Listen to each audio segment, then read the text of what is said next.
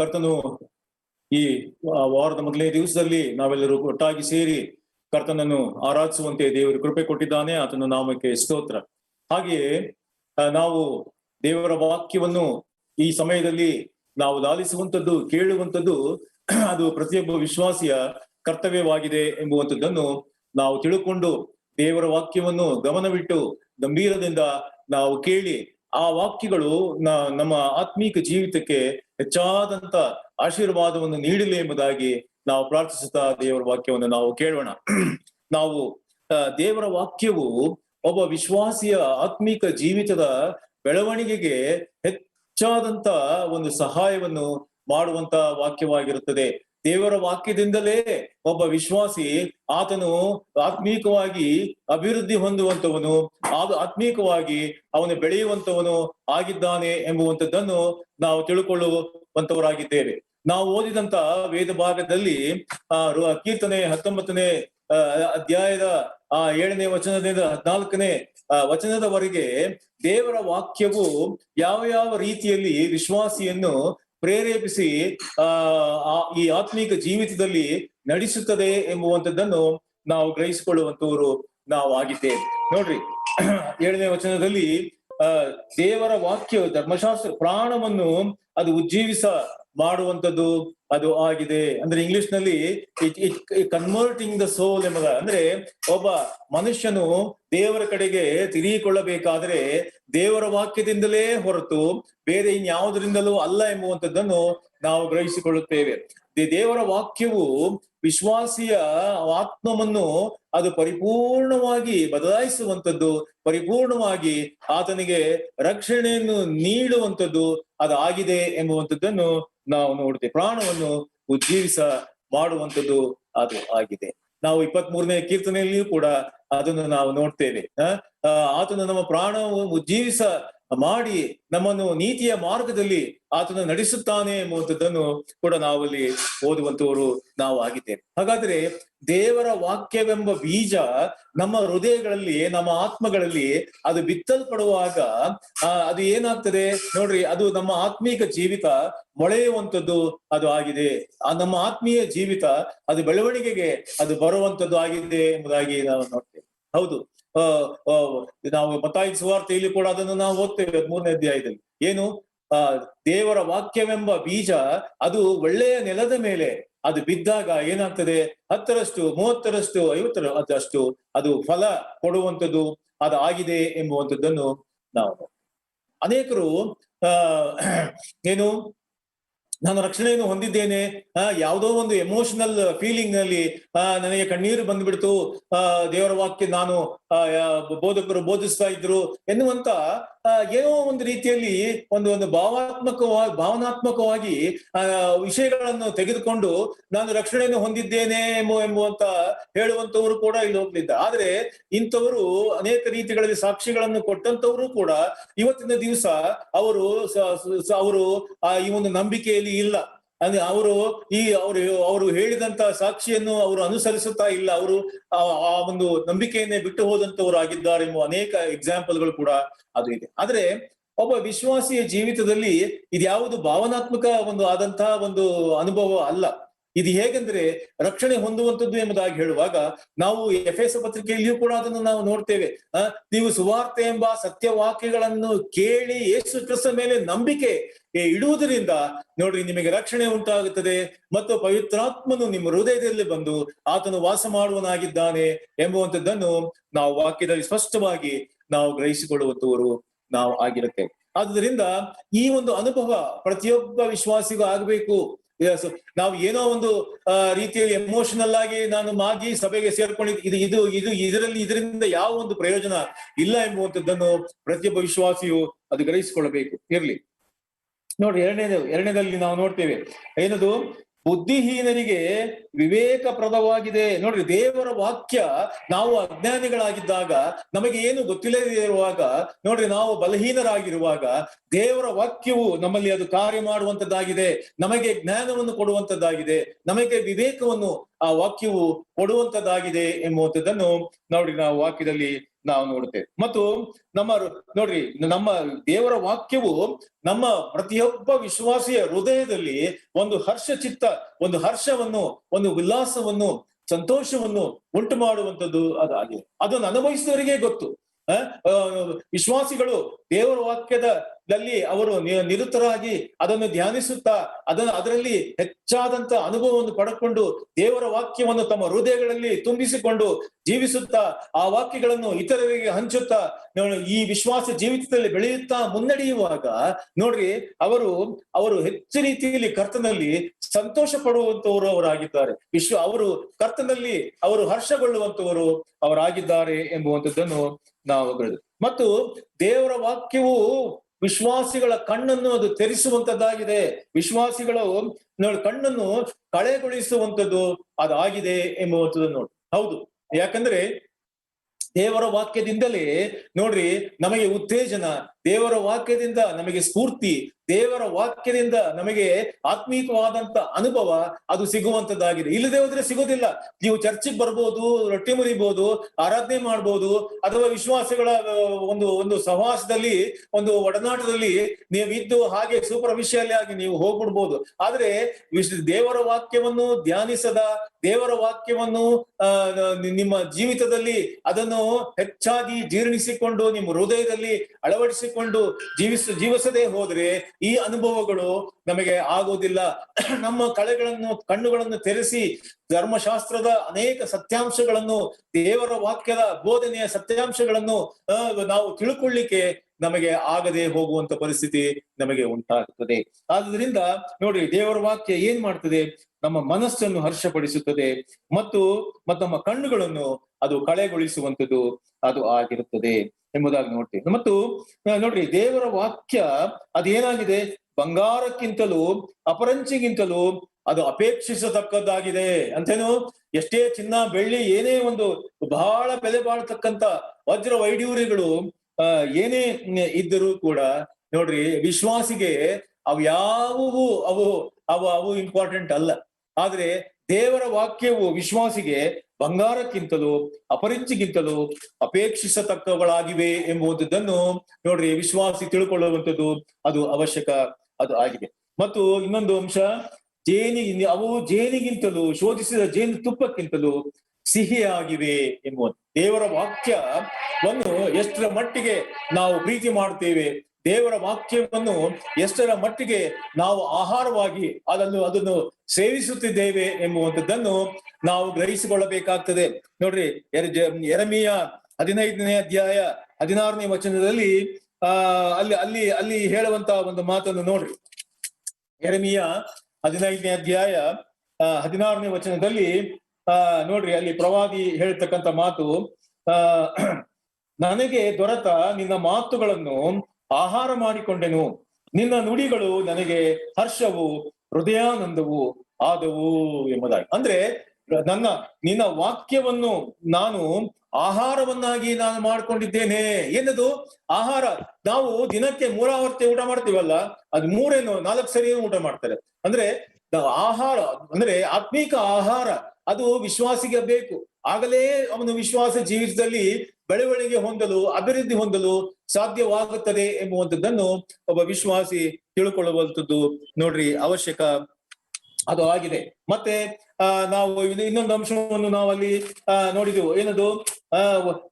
ವಿಶ್ವಾಸಿಗೆ ದೇವರ ವಾಕ್ಯವನ್ನು ಧ್ಯಾನಿಸುವುದರಿಂದ ಸಿಗುವಂತ ಆ ರಿವಾರ್ಡ್ ಅದು ಏನೆಂಬುದಂಥದ್ದನ್ನು ನಾವಲ್ಲಿ ನೋಡ್ತೇವೆ. ಅವುಗಳ ಮೂಲಕ ನಿನ್ನ ದಾಸನಿಗೆ ಎಚ್ಚರಿಕೆ ಆಗುತ್ತದೆ, ಅವುಗಳನ್ನು ಕೈಕೊಳ್ಳುವುದರಿಂದ ಬಹಳ ಫಲ ಉಂಟಾಗುತ್ತದೆ. ನೋಡ್ರಿ, ವಿಶ್ವಾಸಿಯು ದೇವರ ವಾಕ್ಯದ ಧ್ಯಾನದಿಂದ ದೇವರ ವಾಕ್ಯವನ್ನು ತನ್ನ ಹೃದಯದಲ್ಲಿ ಆತನು ಅಸಿಮ್ಯುಲೇಟ್ ಮಾಡಿಕೊಳ್ಳುವುದರಿಂದ ಏನಾಗ್ತದೆ ಅಂತಂದ್ರೆ, ನಾವು 1ನೇ ಕೀರ್ತನೆ 1ನೇ ಅಧ್ಯಾಯ 3ನೇ ವಚನದಲ್ಲಿ ನಾವು ಅದನ್ನು ನೋಡುವಂತವರಾಗಿದ್ದೇವೆ. ಏನು? ನೀರಿನ ಕಾಲುವಿನ ಬಳಿಯಲ್ಲಿ ಬೆಳೆದಿರ್ತಕ್ಕಂಥ ಮರವು ಏನ್ ಮಾಡ್ತದಂಥದ್ದು ತಕ್ಕ ಕಾಲದಲ್ಲಿ ಅದು ಫಲವನ್ನು ಕೊಡುತ್ತದೆ ಎಂಬುವಂಥದ್ದನ್ನು ವಾಕ್ಯದಲ್ಲಿ ನಾವು ಗ್ರಹಿಸಿಕೊಳ್ಳುವಂತವರು ನಾವು ಆಗಿದ್ದೇವೆ. 1ನೇ ಅಧ್ಯಾಯ ಕೀರ್ತನೆ 1ನೇ ಅಧ್ಯಾಯ 3ನೇ ವಚನ ಏನು? ಅವನು ನೀರಿನ ಕಾಲುವೆಗಳ ಬಳಿಯಲ್ಲಿ ಬೆಳೆದಿರುವ ಮರದ ಹಾಗಿರುವನು, ಅಂಥ ಮರವು ತಕ್ಕ ಕಾಲದಲ್ಲಿ ಫಲ ಕೊಡುತ್ತದಲ್ಲ, ಅದರ ಎಲೆ ಬಾಡುವುದೇ ಇಲ್ಲ, ಅದರಂತೆ ಅವನ ಕಾರ್ಯವೆಲ್ಲವೂ ಸಫಲವಾಗುವುದು. ನಿನ್ನ ಕಾರ್ಯ ಸಫಲವಾಗ್ಬೇಕಾ? ನಿನ್ನ ಜೀವಿತದಲ್ಲಿ ನೀನು ಹೆಚ್ಚಾದಂತ ಒಂದು ಫಲವನ್ನು ನೀನು ಕಾಣ್ಬೇಕಾ? ನಿನ್ನ ಆತ್ಮಿಕ ಜೀವಿತದಲ್ಲಿ ಬೆಳವಣಿಗೆಯನ್ನು ಕಾಣ್ಬೇಕಾ? ನಿನ್ನ ಆತ್ಮಿಕ ಜೀವಿತದಲ್ಲಿ ಜೀವಿತದ ಪ್ರಾರಂಭದ ಹಂತದಿಂದ ನೀನು ಬೆಳೆದು ನೀನು ಅತ್ಯುನ್ನತವಾದಂತ ವಿಶ್ವಾಸಿಯ ಜೀವಿತವನ್ನು ನಡೆಸಲಿಕ್ಕೆ ನೀನು ಸಾಧ್ಯವಾಗುವಂತೆ ಏನ್ ಮಾಡ್ಬೇಕು? ದೇವರ ವಾಕ್ಯವನ್ನು ಆಹಾರವನ್ನಾಗಿ ನೀನು ಉಪಯೋಗಿಸಬೇಕು. ದೇವರ ವಾಕ್ಯವನ್ನು ನೀನು ಆಹಾರವನ್ನಾಗಿ ನೀನು ತೆಗೆದುಕೊಳ್ಳಬೇಕು. ಆಗ ನಿನ್ನ ವಿಶ್ವಾಸಿಯ ಜೀವಿತ ಅದು ದೃಢವಾಗುತ್ತದೆ, ಅದು ಬೆಳೆಯಲ್ಪಡುತ್ತದೆ ಮತ್ತು ಹೆಚ್ಚು ಫಲವನ್ನು ನೀನು ಕೊಡ್ಲಿಕ್ಕೆ ಸಾಧ್ಯ. ಅಲ್ಲಿ ಏನಂತ ಓದ್ತೀವಿ ನಾವು ನೋಡ್ರಿ, ನೀರಿನ ಕಾಲುವೆಗಳ ಬಳಿಯಲ್ಲಿ ಬೆಳೆದಂತಹ ಮರ. ಏನದು ನೀರಿನ ಕಾಲುವೆಗಳಲ್ಲಿ ಬೆಳೆಯುವಂಥದ್ದು ಅಂದ್ರೆ ಆ ನೀರಿನ ಕಾಲುವೆ ಸದಾ ನೀರು ಆ ಮರಕ್ಕೆ ಯಾವಾಗ್ಲೂ ಸಪ್ಲೈ ಆಗೇ ಆಗ್ತದೆ. ನೀರಿನ ಕಾಲುವೆಗಳ ಬಳಿಯಲ್ಲಿ ಅಂದ್ರೆ ದೇವರ ವಾಕ್ಯಕ್ಕೆ ನೀವು you live to the closeness to the word of God. ಅಂದ್ರೆ ದೇವರ ವಾಕ್ಯಕ್ಕೆ ಹತ್ತಿರವಾಗಿ ಒಬ್ಬ ವಿಶ್ವಾಸಿ ಅವನು ಜೀವಿಸುವಾಗ ಅವನ ಜೀವಿತ ಏನದು ಫಲದಾಯಕವಾಗುತ್ತದೆ ಎಂಬುವಂಥದ್ದನ್ನು ವಾಕ್ಯದಲ್ಲಿ ನಾವು ಸ್ಪಷ್ಟವಾಗಿ ನಾವು ನೋಡ್ತೇವೆ. ಯೋಹಾನ್ ಸುವಾರ್ತೆ 15ನೇ ಅಧ್ಯಾಯದಲ್ಲಿ ಕೂಡ ಇದರ ಬಗ್ಗೆ ಅಲ್ಲಿ ಹೇಳಲ್ಪಟ್ಟಿದೆ, ನೀವು ನನ್ನಲ್ಲಿಯೂ ನನ್ನ ವಾಕ್ಯವೂ ನಿಮ್ಮಲ್ಲಿಯೂ ಅದು ನೆಲೆಗೊಂಡಿರುವುದಾದರೆ ನೀವು ಹೆಚ್ಚು ಫಲವನ್ನು ನೀವು ಕೊಡುತ್ತೀರಿ ಎಂಬುವಂಥದ್ದನ್ನು ವಾಕ್ಯದಲ್ಲಿ ನಾವು ಗ್ರಹಿಸಿಕೊಳ್ಳೋದು. ಆದ್ರಿಂದ ನಾವು ಈ ನಮ್ಮ ಸಂದೇಶದ ಉದ್ದೇಶ, ನಾನು ಹೇಳುವಂತ ನಾನು ಮಾತಾಡುವ ಸಂದೇಶದ ಒಂದು ಥೀಮ್ ಏನೆಂದರೆ ಒಬ್ಬ ವಿಶ್ವಾಸಿಯ ಆತ್ಮೀಕ ಜೀವಿತ ಮತ್ತು ಒಂದು ಪ್ರಾಪಂಚಿಕತ್ವದ ಜೀವಿತ, ಈ ಎರಡರ ಮಧ್ಯದಲ್ಲಿ ವಿಶ್ವಾಸಿಯ ನಡಿಗೆ ಅದು ಹೇಗಿದೆ ಎಂಬುವಂಥದ್ದನ್ನು ನಾವು ಸ್ವಲ್ಪ ಮಟ್ಟಿಗೆ ಧ್ಯಾನ ಮಾಡುವಂಥದ್ದು. ದೇವರ ವಾಕ್ಯ ನೋಡ್ರಿ ಇರ್ತಕ್ಕಂಥ ಜ್ಞಾನ, ಐಶ್ವರ್ಯ, ಆ ನಿಕ್ಷೇಪ ಇವೆಲ್ಲವುಗಳು ಪ್ರತಿಯೊಬ್ಬ ವಿಶ್ವಾಸಿಗಳಿಗೂ ಕೂಡ ಅದು ಅವೈಲೇಬಲ್ ಉಂಟು, ಎಲ್ಲರಿಗೂ ಉಂಟು. ದೇವರ ವಾಕ್ಯ ಅವರ ಕೈಯಲ್ಲಿಯೇ ಇದೆ. ಆದ್ರೆ ನೋಡ್ರಿ ಅದನ್ನು ಧ್ಯಾನ ಮಾಡುವಂತವರು, ಅದನ್ನು ಪರಿಶ್ರಮದಿಂದ ನೋಡ್ರಿ ಧ್ಯಾನಿಸುವಂತವರು ಬಹಳ ಕಡಿಮೆ. ಇವತ್ತಿನ ದಿವಸ ನಾವು ದೇವರ ವಾಕ್ಯವನ್ನು ಬೋಧಿಸುವ ಹಂತಕ್ಕೆ ನಾವು ಬರುತ್ತೇವೆ ಎಂಬುದಾಗಿ ಹೇಳುವಾಗ ನೋಡ್ರಿ ಅದು ಎಲ್ಲಿಂದ ಪ್ರಾರಂಭವಾಯಿತು? ಹಾಲನ್ನು ಕುಡಿಯುವ ಎಳೆಯ ಕೂಸುಗಳಂತೆ ಹಾಲನ್ನು ಕುಡಿಯುವುದರಿಂದ ಅದು ಪ್ರಾರಂಭವಾಯಿತು. ಅಲ್ಲಿಂದ ಬೆಳೆಯುತ್ತಾ ಬೆಳೆಯುತ್ತಾ ಬೆಳೆಯುತ್ತಾ ವಾಕ್ಯವನ್ನು ಗ್ರಹಿಸಿಕೊಂಡು ನೋಡ್ರಿ ದೇವರ ವಾಕ್ಯ ಸತ್ಯಗಳನ್ನು ನಾವು ಗ್ರಹಿಸಿಕೊಂಡು ಪವಿತ್ರಾತ್ಮನ ಬಲದಿಂದ ಏನದು ನಾವು ಪ್ರಾರ್ಥನೆಯ ಮುಖಾಂತರವಾಗಿ ಧ್ಯಾನದ ಮುಖಾಂತರವಾಗಿ ದೇವರಾತ್ಮನ ಬಲದಿಂದ ಸತ್ಯಗಳನ್ನು ಗ್ರಹಿಸಿಕೊಂಡವರಾಗಿ ನಾವು ನೋಡ್ರಿ ಮುಂದುವರಿಯುವಾಗ ದೇವರು ನಮ್ಮನ್ನು ತನ್ನ ವಾಕ್ಯದ ಭಂಡಾರದಿಂದ ತುಂಬಿಸಿ ನಾವು ಕರ್ತನಿಗೋಸ್ಕರವಾಗಿ ವಾಕ್ಯವನ್ನು ಬೋಧಿಸಲಿಕ್ಕೆ ದೇವರು ಪ್ರತಿಯೊಬ್ಬ ವಿಶ್ವಾಸಿಯನ್ನು ಉಪಯೋಗಿಸುವಂತವನು ಆತನಾಗಿದ್ದಾನೆ. ಆದ್ರಿಂದ ದೇವರ ವಾಕ್ಯದ ಧ್ಯಾನದಲ್ಲಿ, ದೇವರ ವಾಕ್ಯದ ಸ್ಟಡಿಯಲ್ಲಿ, ದೇವರ ವಾಕ್ಯದ ಅಧ್ಯಯನದಲ್ಲಿ ಅದರಲ್ಲಿ ಪರಿಶ್ರಮ ಇದೆ ಎಂಬುವಂಥದ್ದನ್ನು diligently you study the word of God ಅಂದ್ರೆ ಪರಿಶ್ರಮದಿಂದ ದೇವರ ವಾಕ್ಯವನ್ನು ಧ್ಯಾನಿಸಬೇಕೆಂಬುದು ವಿಶ್ವಾಸಿಯ ಗಮನಕ್ಕೆ ಈ ಒಂದು ಮಧ್ಯಾಹ್ನದಲ್ಲಿ ನಾನು ತರುವಂತವನು ನಾನು ಆಗಿದ್ದೇನೆ. ಹೇಗೆ ಒಂದು ದೇವರ ವಾಕ್ಯದ ಧ್ಯಾನ ಮತ್ತು ಪ್ರಾರ್ಥನೆ ಇವುಗಳು ನೋಡ್ರಿ ದೇವರ ವಾಕ್ಯದ ಜ್ಞಾನದ ಭಂಡಾರವನ್ನು ನಮಗೆ ತೆರೆಯುವಂತವುಗಳು ಅವು ಆಗಿವೆ ಎಂಬುವಂಥದ್ದನ್ನು ನಾವು ವಾಕ್ಯದಲ್ಲಿ ನಾವು ತಿಳ್ಕೊಳ್ಳುತ್ತೇವೆ. ನೋಡ್ರಿ ಪೌಲನು 1 ತಿಮೋತಿ 4ನೇ ಅಧ್ಯಾಯ 14ನಿಂದ 16ನೇ ವಚನದಲ್ಲಿ ಆತನು ತಿಮೋತಿಯನಿಗೆ ಹೇಳಿದಂತಹ ಮಾತು ಏನದು? 1 ತಿಮೋತಿ 4ನೇ ಅಧ್ಯಾಯ 1 ತಿಮೋತಿ 4ನೇ ಅಧ್ಯಾಯ 14ನೇ ವಚನದಿಂದ 16ನೇ ವಚನದವರೆಗೆ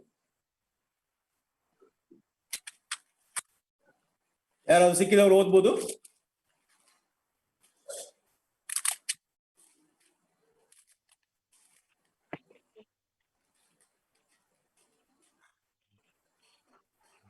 ನಿನ್ನಲ್ಲಿರುವ ವರವನ್ನು ಅಲಕ್ಷ್ಯ ಮಾಡಬೇಡ.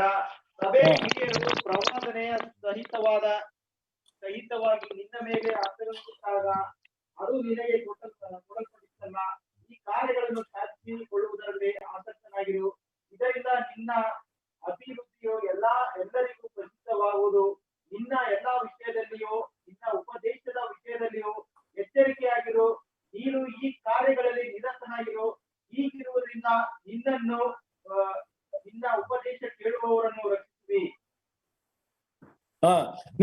ನೋಡ್ರಿ ಅಲ್ಲಿ ಪೌಲನು ತಿಮೋಥೆಯನಿಗೆ ಕೊಡುವಂತ ಹೆಚ್ಚು ಒಂದು ಮಾರ್ಗದರ್ಶನ, ದೇವರ ವಾಕ್ಯದ ಮಾರ್ಗದರ್ಶನ ಏನಂತಂದ್ರೆ ನೋಡ್ರಿ ಅವನು ಹೀಗೆ ಅಲ್ಲಿ ಹೇಳ್ತಾನೆ, ಅದನ್ನ ನಾನು ಇಂಗ್ಲಿಷ್ ನಲ್ಲಿ meditate upon these things, give your thyself wholly to them so that you are able to attain spiritual maturity. ಅಂದ್ರೆ ನೀನು ಆತ್ಮೀಕನಾಗಿ ನೀನು ಪರಿಪಕ್ವವಾಗಬೇಕಾದ್ರೆ ನೋಡ್ರಿ ದೇವರ ವಾಕ್ಯದ ಧ್ಯಾನ, ದೇವರ ವಾಕ್ಯವನ್ನು ನಿನ್ನದನ್ನಾಗಿ ನೀನು ಮಾಡಿಕೋ, ಅದರಲ್ಲಿ ನೀನು ಮಾದರಿಯಾಗಿರು, ಅದನ್ನು ಚೆನ್ನಾಗಿ ನೀನು ಧ್ಯಾನ ಮಾಡಿ ಬೋಧಿಸೆಂಬುದಾಗಿ ನೋಡ್ರಿ ಅಲ್ಲಿ ಹೇಳುವಂತವನಾಗಿದ್ದಾನೆ. ಒಬ್ಬ ಪ್ರಸಿದ್ಧರಾದಂತ ದೇವರ ಸೇವಕರು ಜಾರ್ಜ್ ಮುಲ್ಲರ್ ರವರು ಹೇಳಿದಂತ ಒಂದು ಮಾತೇನೆಂದ್ರೆ ಅದು ಈ ರೀತಿ ಇದೆ, the vigour of our spiritual life will be in exact proportion to the place held by the Bible in our life and thoughts ಎಂಬುದಾಗಿ. ಅಂತಂದ್ರೆ ನಮ್ಮ ದೇವರ ವಾಕ್ಯದ ಧ್ಯಾನ ಅದು ಎಷ್ಟರ ಮಟ್ಟಿಗೆ ಅದು ಇದೆಯೋ, ಎಷ್ಟರ ಮಟ್ಟಿಗೆ ನಾವು ಅದನ್ನು ಅನುಸರಿಸ್ತಾ ಇದ್ದೇವೋ ಅಷ್ಟರ ಮಟ್ಟಿಗೆ ಮಾತ್ರ ನಮ್ಮ ಆತ್ಮಿಕ ಜೀವಿತವು ನೋಡ್ರಿ ಅದು ಬೆಳವಣಿಗೆ ಹೊಂದಲು ಸಾಧ್ಯವಾಗುತ್ತದೆ. ಎಷ್ಟರ ಮಟ್ಟಿಗೆ ನಾವು ದೇವರ ವಾಕ್ಯವನ್ನು ಧ್ಯಾನಿಸ್ತೇವೆ ಅಷ್ಟೇ. ನೋಡ್ರಿ ಅದು ಒಂದು ವೇಳೆ ಸೂಪರ್ಫಿಷಿಯಲ್ ಆಗಿರಬಹುದು, ಅದು ಕೇವಲ ಮೇಲೆ ನಾವು ತೇಲಿಸಿ ಮಾಡುವಂತ ಧ್ಯಾನ ಆಗಿರ್ಬೋದು, ಓದುವಿಕೆ ಆಗಿರ್ಬೋದು. ಇಷ್ಟರಿಂದ ಒಬ್ಬ ವಿಶ್ವಾಸಿ ಬೆಳೆಯಲಿಕ್ಕೆ ಸಾಧ್ಯ ಇಲ್ಲ. ನೋಡ್ರಿ ದೇವರ ವಾಕ್ಯವನ್ನು ನಾವು ಆಳವಾಗಿ ಇಳಿಬೇಕು. ಕೆಲವರು ಶಾಲೋ ಸ್ವಿಮ್ಮಿಂಗ್ ಮಾಡುವಂತವರಾಗಿದ್ದಾರೆ. ಶಾಲೋ ಸ್ವಿಮ್ಮಿಂಗ್ ಅಂದ್ರೆ ಏನು? ಅದು 1 ಅಡಿ 2 ಅಡಿ 3 ಅಡಿ ಒಳಗೆ ನೀರೊಳಗೆ ಒದ್ದಾಡುದು ಅಷ್ಟೇ. ಆದ್ರೆ ನಾವು ಡೀಪ್ ವಾಟರ್ ಸ್ವಿಮ್ಮಿಂಗ್ ಅಂತ ಹೇಳುವಾಗ ಅದು ಸುಮಾರು 12 ಅಡಿ ನೀರು, 8 ಅಡಿ ನೀರು, 12 ಅಡಿ ನೀರು, ಇನ್ನು ಅದಕ್ಕಿಂತ ಆಳವಾದಂತ ನೀರು, ಅದರಲ್ಲಿ ನಾವು ಸ್ವಿಮ್ ಮಾಡುವಂತ ಒಂದು ವಿಷಯವನ್ನು ನಾವು ತಿಳ್ಕೊಂಡು ಅಂದ್ರೆ ಏನು, ಹೌದು ದೇವರ ವಾಕ್ಯವನ್ನು ನಾವು ಆ ರೀತಿಯಲ್ಲಿ ಮಾಡಬೇಕು, ಆಳವಾಗಿ ಇಳಿಯಬೇಕು. ದೇವರ ವಾಕ್ಯಕ್ಕೆ ನಾವು ದೇವರ ವಾಕ್ಯವನ್ನು ವಿಷಯಗಳಿಗೋಸ್ಕರವಾಗಿ ಅಗೆಯಬೇಕು. You have to dig the word of God. ದೇವರ ವಾಕ್ಯವನ್ನು ಅಗೆದು ದೇವರ ವಾಕ್ಯದ ಸತ್ಯಗಳನ್ನು, ಅದರೊಳಗಿರುವಂತ ಅನೇಕ ಮರ್ಮಗಳನ್ನು ನಾವು ದೇವರಾತ್ಮನ ಸಹಾಯದಿಂದ ಗ್ರಹಿಸಿಕೊಳ್ಳುವಾಗ ನೋಡ್ರಿ ನಮ್ಮ ಆತ್ಮಿಕ ಜೀವಿತ ಅದು ಅದ್ಭುತವಾಗಿ ಹೊಮ್ಮುವಂಥದ್ದು ಆಗಿದೆ ಎಂಬುವಂಥದ್ದನ್ನು ನಾವು ತಿಳ್ಕೊಳ್ಳುವಂತವರು ನಾವಾಗಿದೆ.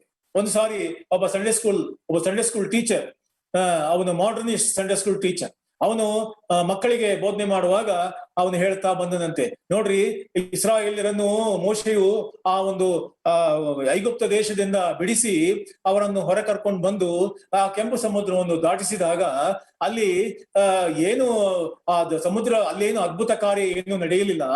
ಅಲ್ಲಿ ಕೇವಲ 1 ಅಡಿ 2 ಅಡಿ ನೀರಿದ್ದುದರಿಂದ ಎಲ್ಲರೂ ಇಸ್ರಾಯೇಲ್ಯರು ಸುಲಭವಾಗಿ ಅದನ್ನು ದಾಟ್ಬಿಟ್ಟು ಅವರು ಹೊರಟೋದ್ರು ಎಂಬುದಾಗಿ ಅವನು ಹೇಳ್ತಾ ಇದ್ದಂತೆ.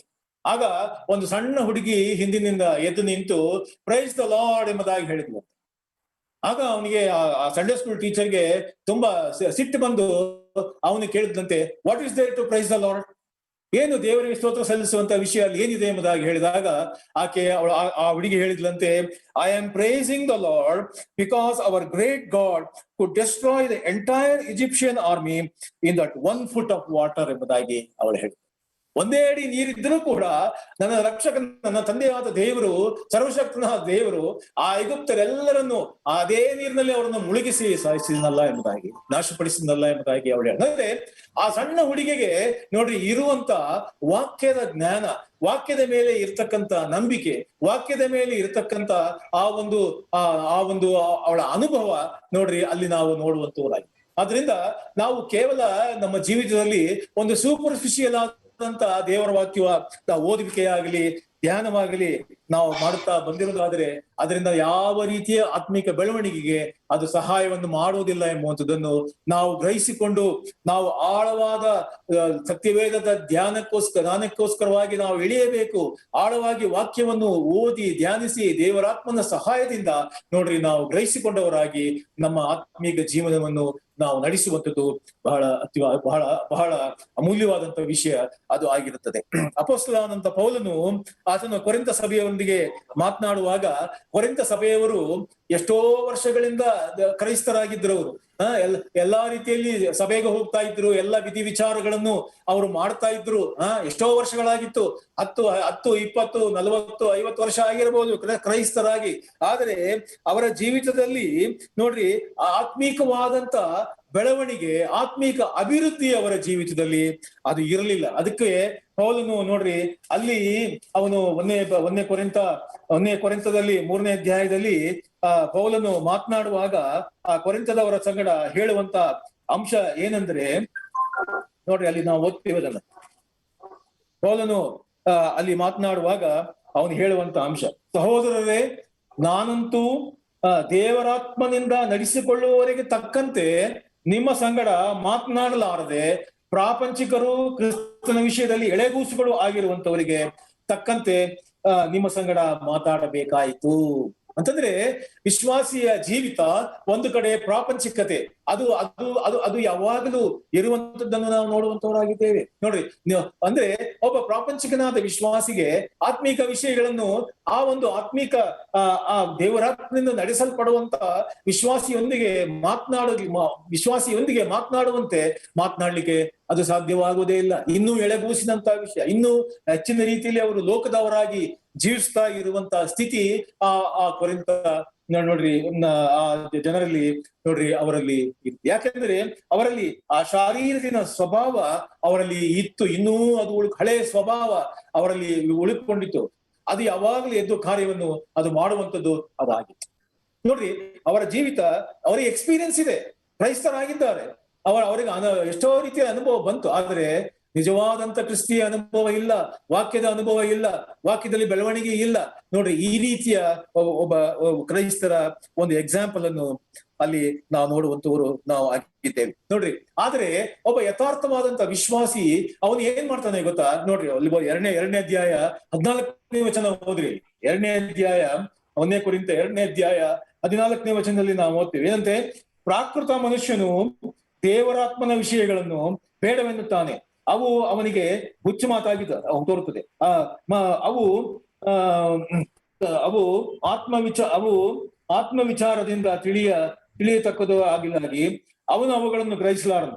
ದೇವರಾತ್ಮನಿಂದ ನಡೆಸಿಕೊಳ್ಳುವವನು ಎಲ್ಲವನ್ನೂ ವಿಚಾರಿಸಿ ಅವನು ತಿಳುಕೊಳ್ಳುತ್ತಾನೆ. ದೇವರಾತ್ಮನಿಂದ ನಡೆಸಲ್ಪಡುವವನು ಎಲ್ಲವನ್ನು ವಿಚಾರಿಸಿ ಅವನು ತಿಳುಕೊಳ್ಳುವಂತವನು ಆತನಾಗಿದ್ದಾನೆ ಎಂಬುವಂಥದ್ದನ್ನು ನಾವು ನೋಡ್ತೇವೆ. ಅಂದ್ರೆ but one who is spiritual judges all things and walks according to the leading of the Holy Spirit ಎಂಬುದಾಗಿ ನಾವು ನೋಡ್ತೀವಿ. ಆದ್ರಿಂದ ವಿಶ್ವಾಸಿಯು ದೇವರಾತ್ಮನಿಂದ ನಡೆಸಲ್ಪಟ್ಟು ಯಾವುದು ಪ್ರಾಪಂಚಿಕತೆ, ಯಾವುದು ಲೋಕ, ಯಾವುದು ದೇವರಾತ್ಮನ ನಡೆಸುವಿಕೆ, ಯಾವುದು ನಿಜವಾದಂತ ಆತ್ಮಿಕ ಜೀವಿತ ಎಂಬುವಂಥದ್ದನ್ನು ಸ್ಪಷ್ಟವಾಗಿ ವಿಶ್ವಾಸಿ ತಿಳ್ಕೊಂಡು ನಡೆಯುವಂಥದ್ದು ನೋಡ್ರಿ, ಅದು ಅವಶ್ಯಕವಾಗಿದೆ. ಒಬ್ಬನು ಕ್ರೈಸ್ತನಾಗುವಂಥದ್ದು, ವಿಶ್ವಾಸಿ ಆಗುವಂಥದ್ದು ಒಂದು ಕ್ಷಣದಲ್ಲಿ ಅದು ಆಗುವಂತಹ ಕೆಲಸ ಆಗಿದೆ. ಆದ್ರೆ ಒಬ್ಬ ಮೆಚೂರ್ ಕ್ರಿಶ್ಚಿಯನ್ ಅಂದ್ರೆ ಒಂದು ನುರಿತಂತ ಒಬ್ಬ ಪರಿಪಕ್ವವಾದಂತ ಕ್ರೈಸ್ತನಾಗಿ ಹೊರಹೊಮ್ಮಬೇಕಾದ್ರೆ ಅದು ಇಮ್ಮಿಡಿಯೇಟ್ ಆಗಿ ಆಗುವಂಥದ್ದಲ್ಲ, ತಕ್ಷಣದಲ್ಲಿ ಅದು ಆಗುವಂಥದ್ದಲ್ಲ. ನಾನು ಇಂಥ ಎಲ್ಲ ನಾನು ಅನುಭವ ಮಾಡ್ತಾ ಇದ್ದೇನೆ, ನನಗೆ ಎಲ್ಲವೂ ಗೊತ್ತಿದೆ ಎಂಬುದಾಗಿ ಹೇಳುವಂತ ಆ ತರವಾದಂತ ಒಂದು ಸ್ಥಿತಿ ಅಲ್ಲ. ಆದರೆ ನಿನ್ನ ಲೈಫ್ ಪೂರ್ತಿಯಾಗಿ ನೀನು ನೋಡ್ರಿ ಈ ಆತ್ಮಿಕ ಸತ್ಯಗಳನ್ನು ಗ್ರಹಿಸಿಕೊಂಡು ಬೆಳೆಯುತ್ತಾ ಬರುವಂತದ್ದು ನೋಡ್ರಿ, ಅದು ಬಹಳ ಅವಶ್ಯಕವಾಗಿದೆ ಎಂಬುವಂಥದ್ದನ್ನು ನಾವು ಅಂದ್ರೆ ಏನು, ನಾವು ಆತ್ಮಿಕವಾಗಿ ಬೆಳೆಯಬೇಕಾದ್ರೆ ಈ ಪ್ರಾಪಂಚಿಕತೆಯನ್ನು ನಾವು ತ್ಯಜಿಸಬೇಕು, ಕಥೆಯನ್ನು ನಾವು ಬಿಡುತ್ತಾ ಅದನ್ನು ಬರಬೇಕೆಂಬುವಂಥದ್ದನ್ನು ನೋಡ್ರಿ ನಾವು ವಾಕ್ಯದಲ್ಲಿ ನಾವು ಸ್ಪಷ್ಟವಾಗಿ ಅದನ್ನು ಗ್ರಹಿಸಿಕೊಳ್ಳುತ್ತೇವೆ. ಆದ್ದರಿಂದ ವಿಶ್ವಾಸಿ ಜೀವಿತದಲ್ಲಿ ನನ್ನ ಹೊಸ ನಡುಗೆ ಏನಿದೆಯಲ್ಲ ಅದು ಯಾವ ರೀತಿಯಲ್ಲಿ ಮುಂದೆ ಹೋಗುತ್ತಿದೆ ಎಂಬುವಂಥದ್ದನ್ನು ನಾವು ಗ್ರಹಿಸಿಕೊಳ್ಳಬೇಕು. ನಾವು ಆಗ 2ನೇ ಕೊರಿಂಥ 5:17 ನಾವು ಓದ್ತೀವಲ್ಲ, ಏನು ಯಾವನು ಕ್ರಿಸ್ತನಲ್ಲಿ ಇದ್ದಾನೋ ಅವನು ನೂತನ ಸೃಷ್ಟಿಯಾಗಿದ್ದಾನೆ, ಪೂರ್ವಸ್ಥಿತಿ ಎಲ್ಲ ಹೋಯ್ತು, ನೂತನವಾಯಿತು ಎಂಬುದಾಗಿ ನೋಡಿ. If any man B in Christ he is A new creation, old things have passed away, behold everything has become new ಎಂಬುದಾಗಿ ನಾವು ಅಂದ್ರೆ ಇದರ ಅರ್ಥ ಏನೆಂಬುದಾಗಿ ನಾವು ಹೇಳುವಾಗ ಆ ವಾಕ್ಯದ ಅರ್ಥ ಅಂದ್ರೆ ಎಲ್ಲವೂ ಹೊಸದಾಗಿ ಹೋಯಿತು, ಎಲ್ಲ ಮುಗಿದು ಹೋಯಿತು, ನಾನು ಪರ್ಫೆಕ್ಟ್ ಆಗುವುದೇ, ನಾನು ನೀತಿವಂತನಾಗುವುದೇ, ನಾನು ಇನ್ನೇನು ಉಳಿದಿಲ್ಲ ಎಂಬುದಾಗಿ ಅರ್ಥ ಅಲ್ಲ ಅದು. ಆದ್ರೆ ಅದರ ಅರ್ಥ ಏನೆಂಬುದಾಗಿ ಹೇಳಿದರೆ, ದೇವರು ನಮ್ಮನ್ನು ನಮ್ಮ ಹಳೆಯ ಸ್ವಭಾವದಿಂದ ಬಿಡಿಸಿ ಹೊಸ ಸ್ವಭಾವವನ್ನು ನಮಗೆ ದಯಪಾಲಿಸಿ ನಮಗೆ ಆ ರಕ್ಷಣೆಯನ್ನು ನೀಡಿ ಆತನು ಏನ್ ಮಾಡಿದ್ದಾನೆ, ನಮ್ಮನ್ನು ಆ ಹೊಸ ಸ್ವಭಾವ ಆ ನ್ಯೂ ನೇಚರ್ ಎಂಬುವಂತ ಆ ಒಂದು ಟ್ರ್ಯಾಕ್ ನೊಳಗೆ ತಂದು ನಮ್ಮನ್ನು ಇಟ್ಟಿದ್ದ. ಅದು ಅದರ ಅರ್ಥ. ಆ ಟ್ರ್ಯಾಕ್ಗೆ ನಮ್ಮನ್ನು ತಂದು ಈಗ ಆ ಹೊಸ ಟ್ರ್ಯಾಕ್ ಏನದು, ಇಷ್ಟು ದಿವಸ ನಾವು ನಮ್ಮ ಹಳೆಯ ಸ್ವಭಾವ, ಪಾಪದ ಸ್ವಭಾವ, ಹಳೆಯ ಸ್ಥಿತಿಗತಿಗಳಲ್ಲಿ ನಾವು ನಡೆಯುತ್ತಾ ಹೋಗುತ್ತಾ ಆ ದಾರಿಯಲ್ಲಿ ಹೋಗ್ತಾ ಇದ್ದೆವು. ಆದ್ರೆ ಈಗ ದೇವರು ನಮ್ಮನ್ನು ಅದರಿಂದ ಬಿಡಿಸಿ, ನಮ್ಮ ಪಾಪಗಳನ್ನು ಕ್ಷಮಿಸಿ, ರಕ್ಷಿಸಿ, ನಮಗೆ ಆ ರಕ್ಷಣೆಯನ್ನು ನೀಡಿ ನಾವು ಈಗ ಹೊಸ ಸ್ವಭಾವವನ್ನು ಹೊಂದಿಕೊಂಡವರಾಗಿ ಇನ್ನೊಂದು ಈ ಹೊಸ ಸ್ವಭಾವದ ಟ್ರ್ಯಾಕ್ಗೆ ನಾವು ಈಗ ಬಂದಿದ್ದೇವೆ. ಈ ಟ್ರ್ಯಾಕ್ ನಲ್ಲಿ ನಾವು ಈಗ ನಮ್ಮ ಕ್ರಿಸ್ತಿಯ ಜೀವಿತದ ನಡುಗೆ ಅದು ಓಟ ಅದು ಪ್ರಾರಂಭವಾಗುವಂಥದ್ದು ಅದು ಆಗಿದೆ ಎಂಬುವಂಥದ್ದನ್ನು ನೋಡ್ರಿ ನಾವು ವಾಕ್ಯದಲ್ಲಿ ನಾವು ತಿಳ್ಕೊಳ್ಳುವಂತವರು ನಾವು ಆಗಿದೆ. ಆದ್ದರಿಂದ ಈಗ ಎರಡು ಟ್ರ್ಯಾಕ್ಗಳು ಅಲ್ಲೇ ಇದೆ. ಈಗ ಹೆಂಗೆ ರೈಲ್ವೆ ಟ್ರ್ಯಾಕ್ ನಲ್ಲಿ ಒಂದು ಈ ಕಡೆ ಒಂದಿರ್ತದೆ, ಈ ಕಡೆ ಒಂದು ಟ್ರ್ಯಾಕ್, ಅದು ಎರಡು ಟ್ರ್ಯಾಕ್ ಒಂದೇ ಸಮನಾಗಿ ಅದು ಮುಂದೆ ಹೋಗ್ತಾ ಇರ್ತದೆ. ಅಂದ್ರೆ ಹಳೆಯ ಸ್ವಭಾವದ ಟ್ರ್ಯಾಕ್ ವಿಶ್ವಾಸಿಯ ಪಕ್ಕದಲ್ಲೇ ಇದೆ, ಅದು ಎಲ್ಲೂ ಹೋಗಿಲ್ಲ, ಅದು ಆ ಟ್ರ್ಯಾಕ್ ಕೂಡ ಅಲ್ಲೇ ಇದೆ. ಈ ಮತ್ತು ಹೊಸ ಸ್ವಭಾವದ ಟ್ರ್ಯಾಕ್ ನಲ್ಲಿ ಈಗ ವಿಶ್ವಾಸಿ ಇದ್ದಾನೆ. ಆ ವಿಶ್ವಾಸಿ ಆ ಒಂದು ದಾರಿಯಲ್ಲಿ ಅವನು ವಾಕ್ಯವನ್ನು ಅನುಸರಿಸಿ ಅವನು ತನ್ನ ವಿಶ್ವಾಸಿ ಜೀವಿತವನ್ನು ಮುನ್ನಡೆಸುತ್ತಾ ಮುಂದೆ ಓಡುವಂತವನು ಆತನಾಗಿದ್ದಾನೆ.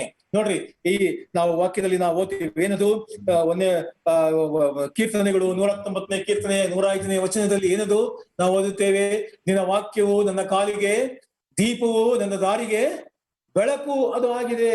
ನಿನ್ನ ವಾಕ್ಯವು ನನ್ನ ಕಾಲಿಗೆ ದೀಪವು, ನನ್ನ ದಾರಿಗೆ ಬೆಳಕು ಆಗಿದೆ. ಆದ್ದರಿಂದ ನಾವು ಹೊಸ ಸ್ವಭಾವದ ಟ್ರ್ಯಾಕ್ ನಲ್ಲಿ ಬಂದಿರುವಾಗ ದೇವರ ವಾಕ್ಯವು ನಮ್ಮನ್ನು ಅದು ನಡೆಸುವಂತದ್ದಾಗಿದೆ ಎಂಬುವಂಥದ್ದನ್ನು ಸ್ಪಷ್ಟವಾಗಿ ತಿಳ್ಕೊಳ್ಳಬೇಕು. ಈ ಇನ್ನೊಂದು ಟ್ರ್ಯಾಕ್, ಹಳೆಯ ಸ್ವಭಾವದ ಟ್ರ್ಯಾಕ್ ಇದೆ, ಅಲ್ಲಿ ಏನೇನಿದೆ ನೋಡ್ರಿ. ಹಳೆಯ ಸ್ವಭಾವದ ಟ್ರ್ಯಾಕ್ ಅಲ್ಲಿ ಎಲ್ಲ ಇದೆ. ಏನಿದೆ? ಸಿಗರೇಟ್ ಅಂಗಡಿ ಇದೆ, ಮದ್ಯದ ಅಂಗಡಿ ಇದೆ, ಅಲ್ಲಿ ಮುಂದಕ್ಕೆ ಇನ್ನೂ ಮನೋರಂಜನೆಯ ಕಾರ್ಯಗಳಿದೆ, ಸಿನಿಮಾ ಇದೆ, ಮತ್ತು ಇನ್ನು ಅನೇಕ ನಾವು ಲೋಕದ ಮನೋರಂಜನೆಯನ್ನು ಲೈಂಗಿಕವಾಗಿ ಅನುಭವಿಸುವಂತ ಎಲ್ಲಾ ಸುಖ ಸಂತೋಷಗಳಾಗಲಿ, ಕಾಮ ವಿಲಾಸಗಳಾಗಲಿ, ಅಥವಾ ಬೇರೆ ಯಾವುದೇ ಪಾಪಗಳಾಗಲಿ ಈ ಹಳೆಯ ಸ್ವಭಾವವಾದ ಟ್ರ್ಯಾಕ್ ನಲ್ಲಿ ಅವು ಇನ್ನೂ ನಮ್ಮ ಪಕ್ಕದಲ್ಲಿಯೇ ಹೋಗ್ತಾ ಇವೆ. ಆದ್ರೆ ವಿಶ್ವಾಸಿ ಈಗ ಅವನು ಹೊಸ ಟ್ರ್ಯಾಕ್ ನಲ್ಲಿ, ಹೊಸ ಅನುಭವದ ಆ ನೂತನ ಸ್ವಭಾವದ ಟ್ರ್ಯಾಕ್ ನಲ್ಲಿ ಇರುವಾಗ ಆತನು ಎಂದೆಂದಿಗೂ ಆತನು ಪಾಪ ಮಾಡುವಂತವನಲ್ಲ. ಯಾಕಂದ್ರೆ ದೇವರ ವಾಕ್ಯವನ್ನು ದೇವರ ವಾಕ್ಯವು ಅವನನ್ನು ಬಲಪಡಿಸಿ, ದೇವರ ವಾಕ್ಯವು ಅವನ ಹೃದಯದಲ್ಲಿ ತುಂಬಿ ನೋಡ್ರಿ ಅವನನ್ನು ಆ ನೆಟ್ಟನೇ ದಾರಿಯಲ್ಲಿ ಅದು ನಡೆಸುವಂಥದ್ದು ಅದಾಗಿ. ಹೇಗಿದ್ದೇವೆ ನಾವು ಈ ಒಂದು ಹೊಸ ಸ್ವಭಾವದ ಟ್ರ್ಯಾಕ್ ನಲ್ಲಿ ನಾವು ಬಂದಿದ್ದೇವ? ಹಾಗಾದ್ರೆ ಯಾಕೆ ಹಳೆಯ ಸ್ವಭಾವವು ವಿಶ್ವಾಸಿಯ ಜೀವಿತದಲ್ಲಿ ಇನ್ನೂ ಅದು ಕಾರ್ಯಗತವಾಗಿದೆ? ಯಾಕೆ ಇನ್ನೂ ವಿಶ್ವಾಸಿಯ ಜೀವಿತದಲ್ಲಿ ಹಳೆಯ ಸ್ವಭಾವಗಳು ಅವು ಇನ್ನೂ ಉಳ್ಕೊಂಡಿವೆ? ಪರೀಕ್ಷೆ ಮಾಡ್ಕೊಳ್ಬೇಕು. ಮುಂದೆ ಬರುವಾಗ ನಾನು ಇನ್ನೂ ಅನೇಕ ವಿಚಾರಗಳನ್ನ ನಾನು ತಿಳಿಸ್ತೇನೆ. ವಿಶ್ವಾಸಿ ನೋಡ್ರಿ, ನಾವು ಮೊದಲನೇದಾಗಿ ನಾವು ಯಾವ ರೀತಿ ಈ ಹೊಸ ಸ್ವಭಾವದ ಆ ದಾರಿಗೆ ಟ್ರ್ಯಾಕ್ ನಲ್ಲಿ ನಾವು ಇದ್ದೇವಾ ಎಂಬುವಂಥದ್ದನ್ನು ಪ್ರಾಮುಖ್ಯವಾಗಿ ಗ್ರಹಿಸಿಕೊಳ್ಳುವಂಥದ್ದು ಅದು ಅವಶ್ಯಕವಾಗಿದೆ. 119ನೇ ಕೀರ್ತನೆ 11ನೇ ವಚನ, 119ನೇ ಕೀರ್ತನೆ 11ನೇ ವಚನ, 119ನೇ ಕೀರ್ತನೆ 11ನೇ ವಚನ. ವಿರೋಧವಾಗಿ ಪಾಪ ಮಾಡದಂತೆ ನಿನ್ನ ನುಡಿಗಳನ್ನು ನನ್ನ ಹೃದಯದಲ್ಲಿ ಇಟ್ಟುಕೊಂಡಿದ್ದೇನೆ. ಸಾಕು ಬ್ರದರ್, ನಿನ್ನ ನುಡಿಗಳನ್ನು, ನಿನಗೆ ವಿರೋಧವಾಗಿ ಪಾಪ ಮಾಡದಂತೆ ನಿನ್ನ ನುಡಿಗಳನ್ನು ನನ್ನ ಹೃದಯದಲ್ಲಿ ಇಟ್ಟುಕೊಂಡಿದ್ದೇನೆ. ನೋಡ್ರಿ, ಇದು ಬಹಳ ಪ್ರಾಮುಖ್ಯವಾಗ್ತದೆ. ನೋಡ್ರಿ, ನಿಮ್ಮ ಆತ್ಮಿಕ ಜೀವಿತ ಅದು ಅಭಿವೃದ್ಧಿಯ ಪಥದಲ್ಲಿ ಮುಂದೋಗ್ಬೇಕಂತಂದ್ರೆ ನೋಡ್ರಿ, ದೇವರ ವಾಕ್ಯವನ್ನು ನಿಮ್ಮ ಹೃದಯದಲ್ಲಿ ತುಂಬಿಸಿಕೊಳ್ಳುತ್ತಾ ನೀವು ಬರಬೇಕಾದದ್ದು. ಆಗ ದೇವರ ವಾಕ್ಯ ನಿಮ್ಮನ್ನು ನೋಡ್ರಿ ಅದು ನೆಟ್ಟನೆ ದಾರಿಯಲ್ಲಿ ಅದು ನಡೆಸುವಂಥದ್ದು ಅದು ಆಗಿದೆ ಎಂಬುವಂಥದ್ದನ್ನು ವಾಕ್ಯದಿಂದ ನಾವು ತಿಳ್ಕೊಳ್ಳುತ್ತೇವೆ. ಆದ್ರಿಂದ ನಾವು ಕಾಲಿಟ್ಟಿರುವ ಹೊಸ ಆ ನೂತನ ಸ್ವಭಾವದ ಟ್ರ್ಯಾಕ್ ನಲ್ಲಿ ನಾವು ಯೋಗ್ಯವಾಗಿ ನಾವು ನಡೆಯುತ್ತಿದ್ದೇವಾ, ಅಥವಾ ನಾವು ಆ ಟ್ರ್ಯಾಕ್ ಅನ್ನು ಬಿಟ್ಟು ಮತ್ತೆ ನಮ್ಮ ಹಳೆಯ ಸ್ವಭಾವದ ಟ್ರ್ಯಾಕ್ ನಲ್ಲಿ ನಾವು ಹೋಗುತ್ತಿದ್ದೇವಾ ಎಂಬುವಂಥದ್ದನ್ನು ಗ್ರಹಿಸಿಕೊಳ್ಳುವಂಥದ್ದು ನೋಡ್ರಿ ಅದು ಅವಶ್ಯಕವಾಗಿದೆ ಎಂಬುವಂಥದ್ದನ್ನು ವಾಕ್ಯವು ನಮಗೆ ತಿಳಿಸುವಂಥದ್ದು ಅದು ಆಗಿದೆ. ಅದರಿಂದಲೇ ಪೌಲನು ಕೊರಿಂಥದವರಿಗೆ ಬರೆಯುವಾಗ, ಸಭೆಗೆ ಬರೆಯುವಾಗ, ನಿಮ್ಮ ಕೂಡ ನಾನು ಆತ್ಮೀಕವಾಗಿ ಅಂದರೆ ದೇವರಾತ್ಮನಿಂದ ನಡೆಸಲ್ಪಡುವಂತವರಿಗೋಸ್ಕರ ಅವರಂತ ಆ ಮಟ್ಟದಲ್ಲಿ ನಾನು ಮಾತನಾಡ್ಲಿಕ್ಕೆ ಸಾಧ್ಯ ಇಲ್ಲ. ಯಾಕೆಂದ್ರೆ ಇನ್ನೂ ನೀವು ಶರೀರಾಧೀನ ಸ್ವಭಾವದಲ್ಲಿಯೇ ಇದ್ದೀರಿ, ಇನ್ನೂ ನೀವು ಪ್ರಾಪಂಚಿಕರಾಗಿಯೇ ಇದ್ದೀರಿ ಎಂಬುವಂಥದ್ದನ್ನು ನೋಡ್ರಿ ಅವನು ಅವರಿಗೆ ಸ್ಪಷ್ಟವಾಗಿ ಅವನು ತಿಳಿಸಿದೆ. ಯಾಕಂದ್ರೆ ನೋಡ್ರಿ, ಹಾಗಾದ್ರೆ ಈ ಪ್ರಾಪಂಚಿಕತೆ ಅಂದ್ರೆ ಏನು ಎಂಬುವಂಥದ್ದನ್ನು ನಾವು ತಿಳ್ಕೊಳ್ಳುವಂಥದ್ದು ಅವಶ್ಯ. ಅಂದ್ರೆ ಇಂಗ್ಲಿಷ್ ನಲ್ಲಿ ಅದನ್ನು ನಾವು ಕಾರ್ನಾಲಿಟಿ ಎಂಬುದಾಗಿ ನಾವು ನೋಡುವಂತವರು ನಾವು ಆಗಿದ್ದೇವೆ. ಅಲ್ಲಿ 1 ಕೊರಿಂಥ 3ನೇ ಅಧ್ಯಾಯ 1ನೇ ವಚನದಿಂದ ನೀವು ಓದ್ತಾ ಬರುವಾಗ, ನೀವು ಪ್ರಾಪಂಚಿಕರು, ಶರೀರದಿನ ಸ್ವಭಾವದವರಾಗಿದ್ದೀರಿ ಎಂಬುದಾಗಿ ಅಲ್ಲಿ ಹೇಳ್ತಾನೆ. ಅಂತಂದ್ರೆ ಯು ಆರ್ ಕಾರ್ನಲ್, ಅಂದ್ರೆ ನೀವು ಕಾರ್ನಾಲಿಟಿಯನ್ನು ಅನುಸರಿಸುತ್ತಾ ಇದ್ದೀರಿ ಎಂಬುವಂಥದ್ದನ್ನು ಅವನು ಹೇಳ್ತಾನೆ. ಅಂದ್ರೆ ಕಾರ್ನಾಲಿಟಿ ಎಂಬುದಾಗಿ ಹೇಳುವಾಗ ಅದು ನಮ್ಮ ದೇಹದ ಆಶೆಗಳನ್ನು ಪೂರೈಸುವಂಥದ್ದು, ಅದು ಕಾರ್ನಾಲಿಟಿ ಆಗಿದೆ. ಮತ್ತು ಲೋಕವನ್ನು ಪ್ರೀತಿ ಮಾಡುವಂಥದ್ದು ಅದು ಕಾರ್ನಾಲಿಟಿ ಅದು ಆಗಿದೆ. ಮತ್ತು ದೇವರು ನಮಗೆ ಕೊಟ್ಟಿರ್ತಕ್ಕಂಥ ಈ ಹೊಸ ಸ್ವಭಾವ, ಈ ರಕ್ಷಣೆಯ ಅನುಭವ, ಇದರ ಮಧ್ಯದಲ್ಲಿ ಈ ಒಂದು ಹಳೆ ನೇಚರ್, ಅದು ಹಳೆ ಸ್ವಭಾವ ಅದು ಎದ್ದು ಕಾರ್ಯ ಮಾಡುತ್ತಾ ನಮ್ಮ ಹೊಸ ನೇಚರ್ ಅನ್ನು ಅಡಗಿಸಿ ತಾನು ಎದ್ದು ಕಾರ್ಯ ಮಾಡುವಂಥದ್ದು ಅದು ಕಾರ್ನಾಲಿಟಿ ಅದು ಆಗಿದೆ. ಮತ್ತು ಯಾವುದನ್ನು ನಾವು ದೇವರಿಗಿಂತ ಹೆಚ್ಚಾಗಿ ಪ್ರೀತಿ ಮಾಡುತ್ತೇವೋ ಅದು ಕಾರ್ನಾಲಿಟಿ ಆಗಿದೆ ಎಂಬುವಂಥದ್ದನ್ನು ನೋಡ್ರಿ ನಾವು ವಾಕ್ಯದಿಂದ ಗ್ರಹಿಸಿಕೊಳ್ಳಬಹುದು. ಮತ್ತು ಈ ಒಂದು ಫ್ಲೆಶ್ಲಿ ಡಿಸೈರ್ ಅಂದ್ರೆ ನಮ್ಮಲ್ಲಿ ಮನುಷ್ಯನಲ್ಲಿ ಇರತಕ್ಕಂತ ಒಂದು ದೇಹದ ಆಶೆಗಳನ್ನು ಪೂರೈಸುವಂತ ಆ ಒಂದು ಡಿಸೈರ್ ಏನಿದೆಯಲ್ಲ, ಆಶೆ ಏನಿದೆಯಲ್ಲ, ಇದು ಪ್ರಾಪಂಚಿಕತೆ ಆಗಿದೆ ಎಂಬುವಂಥದ್ದನ್ನು ನಾವು ಗ್ರಹಿಸಿಕೊಳ್ಳುತ್ತೇವೆ. ರೋಮ 7:18 ಪೌಲನು ತನ್ನನ್ನೇ ಒಂದು ಎಕ್ಸಾಂಪಲ್ ಆಗಿ ಅವನು ಅಲ್ಲಿ ಹೇಳ್ತಾನೆ. ನೋಡ್ರಿ, ತನ್ನನ್ನೇ ಎಕ್ಸಾಂಪಲ್ ಆಗಿ ಬೇರೆಯವ್ರ ಬಗ್ಗೆ ಅವನು ಕಮೆಂಟ್ ಮಾಡ್ತಾ ಇಲ್ಲ. ಅಂದ್ರೆ ಪೌಲನು ತನ್ನ ಜೀವಿತವನ್ನೇ ಅಲ್ಲಿ ಆತನು ಹೋಲಿಸಿ ಆತನ ಆತ್ಮೀಕ ಜೀವಿತ ಅಂದ್ರೆ ತನ್ನ ಆತ್ಮೀಕ ಜೀವಿತ ಹಾಗೂ ಪ್ರಾಪಂಚಿಕ ಮಧ್ಯದಲ್ಲಿ ನಾನು ಹೇಗಿದ್ದೇನೆ ಎಂಬುವಂಥದ್ದನ್ನು ಪೌಲನು ಆತನು ತಿಳಿಸುವಂತವನಾಗಿದ್ದಾನೆ. ರೋಮ 7:18 ಅಲ್ಲಿ ನೋಡ್ರಿ, ಇವತ್ತು ಈ ರೀತಿ ನನ್ನಲ್ಲಿ ಅಂದ್ರೆ ನನ್ನ ಶರೀರಾಧೀನ ಸ್ವಭಾವದಲ್ಲಿ ಒಳ್ಳೆಯದೇನೂ ವಾಸವಾಗಿಲ್ಲವೆಂದು ನನಗೆ ತಿಳಿದದೆ. ಒಳ್ಳೆಯದನ್ನು ಮಾಡುವುದಕ್ಕೆ ನನಗೇನೋ ಮನಸ್ಸುಂಟು, ಆದರೆ ಅದನ್ನು ಮಾಡುವುದು ನನ್ನಿಂದಾಗದು. ನಾನು ಮೆಚ್ಚುವ ಒಳ್ಳೆಯ ಕಾರ್ಯಗಳನ್ನು ಮಾಡದೆ ಮೆಚ್ಚದಿರುವ ಕೆಟ್ಟ ಕಾರ್ಯಗಳನ್ನೇ ಮಾಡುವನಾಗಿದ್ದೇನೆ. ಮಾಡಬಾರದೆನ್ನುವ ನನ್ನ ಕೆಲಸವನ್ನು ನಾನು ಮಾಡಿದರೆ ಅದನ್ನು ಮಾಡಿದವನು ನಾನಲ್ಲ, ನನ್ನಲ್ಲಿ ನೆಲೆಗೊಂಡಿರುವ ಪಾಪವೇ ಅದು ಆಗಿದೆ. ಆದ್ರಿಂದ ನೋಡಿ, ಅವನನು ತನ್ನ ಜೀವಿತವನ್ನೇ ಅದಕ್ಕೆ ತಾಳೆ ಹಾಕಿ ಅವನು ನೋಡ್ಕೊಳ್ತಾ ಇದ್ದಾನೆ. ಹಾಗಾದ್ರೆ ವಿಶ್ವಾಸಿಗಳಾದಂತ ನಾವು ನಮ್ಮ ಆತ್ಮೀಕ ಜೀವಿತ ಈ ಪ್ರಾಪಂಚಿಕತೆ ಮತ್ತು ಆತ್ಮೀಕ ಜೀವಿತದಲ್ಲಿ ಮಧ್ಯದಲ್ಲಿ ನಾನು ಕ್ರಿಸ್ತನಿಗಾಗಿ ನಡೆಯುವಂತ ಜೀವಿತ ಅದು ಯಾವ ರೀತಿ ಇದೆ ಎಂಬುವಂಥದ್ದನ್ನು ನಾವು ಪರೀಕ್ಷಿಸಿಕೊಳ್ಳುವಂಥದ್ದು ಬಹಳ ಅವಶ್ಯಕವಾಗಿದೆ ಎಂಬುವಂಥದ್ದನ್ನು ನೋಡ್ರಿ ನಾವು ಗ್ರಹಿಸಿಕೊಳ್ಳಬೇಕು. ರೋಮ 13:14 ಒಂದು ಮಾತು ಹೇಳಲ್ಪಟ್ಟಿದೆ ನೋಡ್ರಿ, ಅಲ್ಲೇ ರೋಮ 13:14 ದೇಹದ ಆಶೆಗಳನ್ನು ಪೂರೈಸುವುದಕ್ಕಾಗಿ ಚಿಂತಿಸದೆ ಕರ್ತನಾದ ಯೇಸು ಕ್ರಿಸ್ತನನ್ನು ಧರಿಸಿಕೊಳ್ಳಿರಿ. ದೇಹದ ಆಶೆಗಳನ್ನು ಪೂರೈಸುವುದಕ್ಕಾಗಿ ಚಿಂತಿಸದೆ ಕರ್ತನಾದ ಯೇಸು ಕ್ರಿಸ್ತನನ್ನು ಧರಿಸಿಕೊಳ್ಳಿರಿ. ನೋಡ್ರಿ, ಏನದು ಧರಿಸಿಕೊಳ್ಬೇಕು ನೋಡ್ರಿ, ನಿಮ್ಮ ಈ ಒಂದು ರಕ್ಷಣೆಯ ಆ ಹೊದಿಕೆ ಏನಿದೆಯಲ್ಲ ಅದನ್ನು ನೀವು ಪೂರ್ಣವಾಗಿ ಧರಿಸಿಕೊಳ್ಳಬೇಕು. ಯೇಸು ಕ್ರಿಸ್ತನನ್ನು ಧರಿಸಿಕೊಳ್ಳಬೇಕು. ಯೇಸು ಕ್ರಿಸ್ತನ ನಿಮ್ಮ ಹೃದಯದಲ್ಲಿ ದೇವರಾತ್ಮನು ನಿಮ್ಮ ಹೃದಯದಲ್ಲಿ ಇದ್ದಾನೆ ಎಂಬುದಾಗಿ ಹೇಳುವಾಗ ಹೇಗೆ ನೀವು ದೇಹದ ಆಶೆಗಳನ್ನು ಪೂರೈಸಲಿಕ್ಕಾಗಿ ನೀವು ಆ ಆಶೆಗೆ ಬೀಳುತ್ತೀರಿ, ಹೇಗೆ ನೀವು ಅದಕ್ಕೋಸ್ಕರವಾಗಿ ನೀವು ಶೋಧನೆಗೆ ಒಳಗಾಗುತ್ತೀರಿ ನೋಡಿ, ಇದರ ಬಗ್ಗೆ ನೀವು ಚಿಂತೆ ಮಾಡಬೇಕು. ಯಾಕಂದ್ರೆ ಜೀವವನ್ನು ಕೊಡುವ ದೇವರಾತ್ಮನು ನಮ್ಮಲ್ಲಿ ಇದ್ದುಕೊಂಡು ನಮ್ಮನ್ನು ಸತ್ಯದ ಹಾದಿಯಲ್ಲಿ ಆತನು ನಾಗಿದ್ದಾನೆ ಎಂಬುದನ್ನು ವಾಕ್ಯದಲ್ಲಿ ನಾವು ತಿಳ್ಕೊಳ್ಳುವಂತವರಾಗಿ. ದಾನಿಯೇಲನ ಪುಸ್ತಕದಲ್ಲಿ ನಾವು 5ನೇ ಅಧ್ಯಾಯ 5ನೇ ವಚನದಲ್ಲಿ ನಾವು ಓದುವಾಗ ಹಾಗೂ 24-25ನೇ ವಚನದಲ್ಲಿ ಓದುವಾಗ ಅಲ್ಲಿ ಆ ಬೆಲ್ಶಚ್ಚರನ್ ಎಂಬತಕ್ಕಂತ ಆ ಬಾಬಿಲೋನ್ ರಾಜನು ಅವನು ಏನ್ ಮಾಡ್ದ ಅವನ ತಂದೆಯು ಆ ಯೆರೂಸಲೇಮ್ ದೇವಾಲಯದಿಂದ ತನ್ನಂತ ಎಲ್ಲಾ ಪಾತ್ರೆಗಳನ್ನು ತಮ್ಮ ಆ ಒಂದು ಗುಡಿಗೆ ಅವರು ಸೇರಿಸಿಕೊಂಡು ಬಿಟ್ಟಿದ್ರು. ಅಲ್ಲಿ ಅವರು ಅದರೊಳಗಿಂದ ಎಲ್ಲಾ ಆಹಾರಗಳನ್ನು ಮಾಡಿ ತಿಂದು ಕುಡಿದು ಬಹಳ ರೀತಿಯಲ್ಲಿ ಸಂತೋಷ ಪಡಿಸುತ್ತಾ ಆ ನಿಜ ಸರ್ವಶಕ್ತನಾದ ದೇವರ ಆ ಒಂದು ಆ ಆಲಯದ ಆ ಒಂದು ಪ್ರಭಾವಕ್ಕೆ ರೀತಿಯಲ್ಲಿ ಅವರು ಅಗೌರವವನ್ನು ತಂದಂತದ್ದನ್ನು ನೋಡ್ರಿ ಆ ವಾಕ್ಯದಲ್ಲಿ ಅಲ್ಲಿ ನಾವು ನೋಡುತ್ತೇವೆ. ಆಗ ಏನಾಯ್ತು ಅಲ್ಲಿ ಒಂದು ಆಗ ಅವರು ಅಷ್ಟು ಸಂತೋಷ ಪಡುತ್ತಿರುವಾಗ ಅಲ್ಲಿ ಏನಾಯ್ತು, ಒಂದು ಕೈ ಬಂದು ಅಲ್ಲಿ ಬರೆಯಲಿಕ್ಕೆ ಅದು ಪ್ರಾರಂಭ ಮಾಡ್ತು. ಏನದು? ಯಾರಾದ್ರು ಸಿಕ್ಕಿದ್ರೆ ಓದಿ ಬ್ರದರ್. ದಾನಿಯೇಲ 5ನೇ ಅಧ್ಯಾಯ 5ನೇ ವಚನ.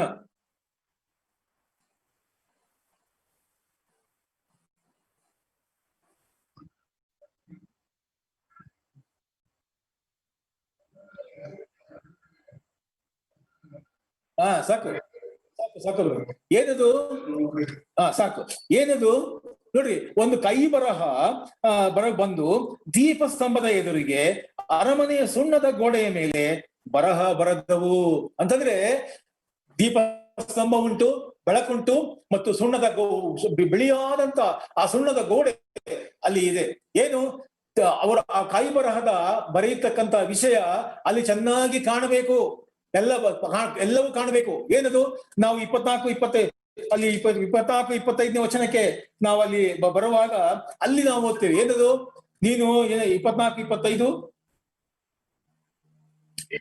ಅಲ್ಲಿ ನಾವು ಓದ್ತೇವೆ. ಏನದು?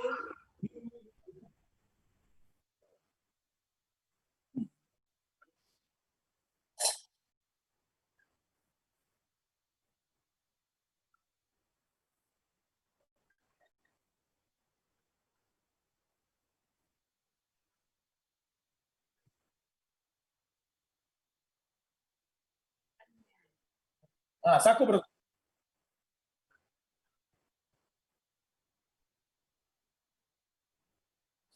ಸಾಕು ಬ್ರದರ್, ಸಾಕು. ನೋಡ್ರಿ ಅಲ್ಲಿ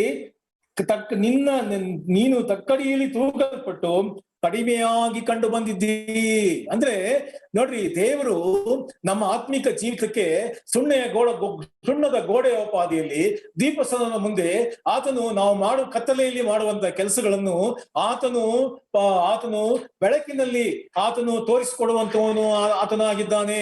ಅದನ್ನು ನಮ್ಮ ಗಮನಕ್ಕೆ ತರುವಂತವನು ಆಗಿದ್ದಾನೆ. ಅದನ್ನು ನಾವು ಬಿಟ್ಟು ಬಿಡಬೇಕೆಂಬುದಾಗಿ ನಮ್ಮ ಕೂಡ ಆತನು ಮಾತನಾಡುವಂತವನು ಆತನಾಗಿದ್ದೇನೆ. ನೀನು ನಿನ್ನ ಆತ್ಮಿಕ ಜೀವಿತದಲ್ಲಿ ನಿನ್ನ ಆತ್ಮಿಕ ಜೀವಿತವು ಅದು ಕುಂಠಿತವಾಗಿದೆ, ಅದು ಬೆಳೆಯುತ್ತಾ ಇಲ್ಲ. ಯಾಕೆಂದರೆ ನೀನು ಪ್ರಾಪಂಚಿಕನಾಗಿದ್ದಿ, ನೀನು ಕಡಿಮೆಯಾಗಿ ಕಂಡು ಬಂದಿದ್ದಿ ಎಂಬುದಾಗಿ ನೋಡ್ರಿ ಆ ಸುಣ್ಣದ ಗೋಡೆಯ ಮೇಲೆ ಆ ಬರಹದಲ್ಲಿ ನೋಡ್ರಿ ಆ ದೀಪಸ್ತಂಭದ ಮುಂದೆ ಆ ಒಂದು ಬರಹ ಬಂತು. ಇದೇ ರೀತಿಯಲ್ಲಿ ದೇವರು ನಮಗೆ ತಿಳಿಸುವಂತವನಾಗಿದ್ದಾನೆ. ಇದೇ ರೀತಿಯಲ್ಲಿ ನಮಗೆ ಎಚ್ಚರಿಕೆಯನ್ನು ದೇವರು ಕೊಡುವಂತವನು ಆತನಾಗಿದ್ದಾನೆ. ಒಬ್ಬ ವಿಶ್ವಾಸಿ ಪೌಲನು ತನ್ನನ್ನು ಪರೀಕ್ಷಿಸಿಕೊಂಡಂತೆ ಆತನು ನಮ್ಮನ್ನು ನಾವು ಈ ನಮ್ಮ ಆತ್ಮೀಕ ಜೀವಿತ ಪ್ರಾಪಂಚಿಕದ ಮಧ್ಯದಲ್ಲಿ ಪರೀಕ್ಷಿಸಿಕೊಳ್ಳುವಂಥದ್ದು ಅದು ಬಹಳ ಪ್ರಾಮುಖ್ಯವಾಗಿದೆ ಎಂಬುವಂಥದ್ದನ್ನು. ಯಾಕೆಂದ್ರೆ ನಾವು 1ನೇ ಕೊರಿಂಥ 3ನೇ ಅಧ್ಯಾಯ 2ನೇ ಅಧ್ಯಾಯ 14ನೇ ವಚನದಲ್ಲಿ ನಾವು ಓದಿದ್ವಲ್ಲ, ಏನಂತೆ? ದೇವರಾತ್ಮನಿಂದ ನಡೆಸಲ್ಪಡುವವನು ಏನ್ ಮಾಡ್ತಾನಂತೆ? ಎಲ್ಲಾ ವಿಷಯಗಳನ್ನು ಅವನು ವಿಚಾರಿಸಿ ಅವನು ತಿಳ್ಕೊಳ್ಳುವಂತವನು, ಪರಿಶೀಲಿಸಿ ಅವನು ಅನುಸರಿಸುವಂತವನು ಆತನಾಗಿದ್ದಾನೆ ಎಂಬುವಂಥದ್ದನ್ನು ವಾಕ್ಯದಲ್ಲಿ ನಾವು ಸ್ಪಷ್ಟವಾಗಿ ಗ್ರಹಿಸಿಕೊಳ್ಳುವಂತ. ಆದ್ರಿಂದ ನೋಡ್ರಿ ನನ್ನ ವಿಶ್ವಾಸಿಯ ಜೀವಿತ ಯಾವ ರೀತಿ ಅದು ಮುಂದೋಗುತ್ತಿದೆ ಎಂಬುವಂಥದ್ದನ್ನು ಪ್ರತಿಯೊಬ್ಬ ವಿಶ್ವಾಸಿ ಪರಿಶೀಲಿಸಿಕೊಳ್ಳುವಂಥದ್ದು ಅದು ಅವಶ್ಯಕವಾಗಿದೆ. ನಾವು 1ನೇ ಕೊರಿಂಥ 2ನೇ ಅಧ್ಯಾಯ 14-15 ಅದನ್ನು ನಾವು ನೋಡಿದೀವಿ. ಗಲಾತ್ಯ 5:24 ನೋಡ್ರಿ, ಗಲಾತ್ಯ 5:24.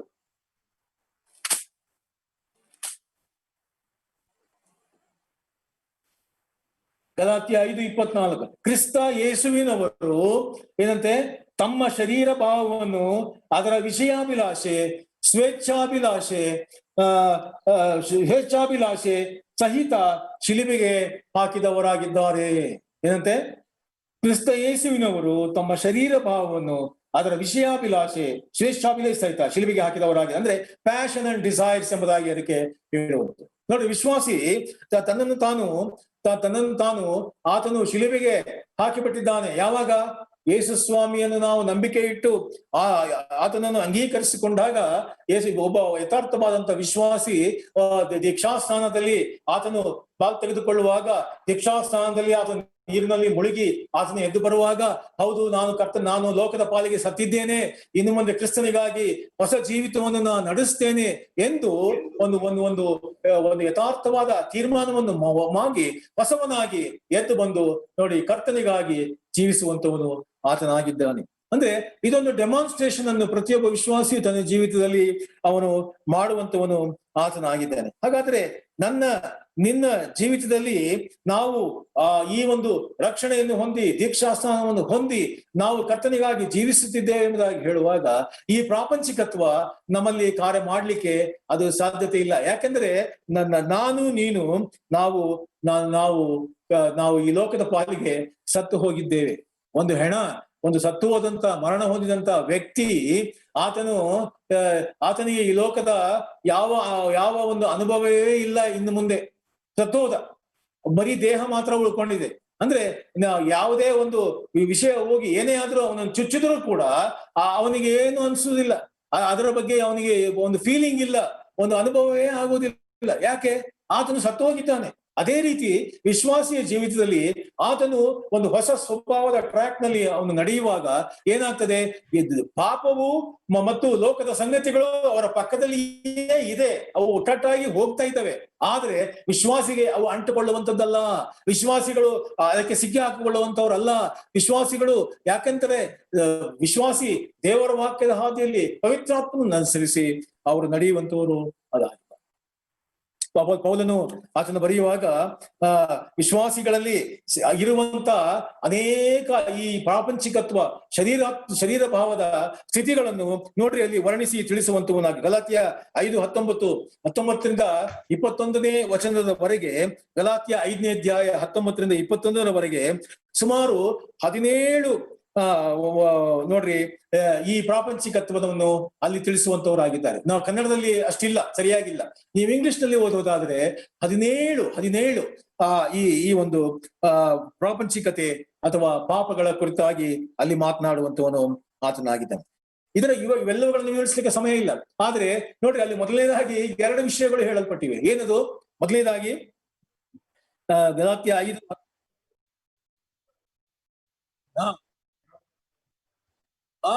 ನೋಡ್ರಿ ಅದು ಇಂಗ್ಲಿಷ್ ನಲ್ಲಿ ಅಡಲ್ಟರಿ ಅಂಡ್ ಫಾರ್ನಿಕೇಶನ್ ಎಂಬುದಾಗಿ ಅಲ್ಲಿ ಬರೆಯಲ್ಪಟ್ಟಿದೆ. ಏನದು ಅಡಲ್ಟರಿ ಎಂಬುದಾಗಿ ನಾವು ಹೇಳುವಾಗ ನೋಡ್ರಿ ಅದು ಎಕ್ಸ್ಟ್ರಾ ಮ್ಯಾರಿಟಲ್ ಅಫೇರ್ ಎಂಬುದಾಗಿ.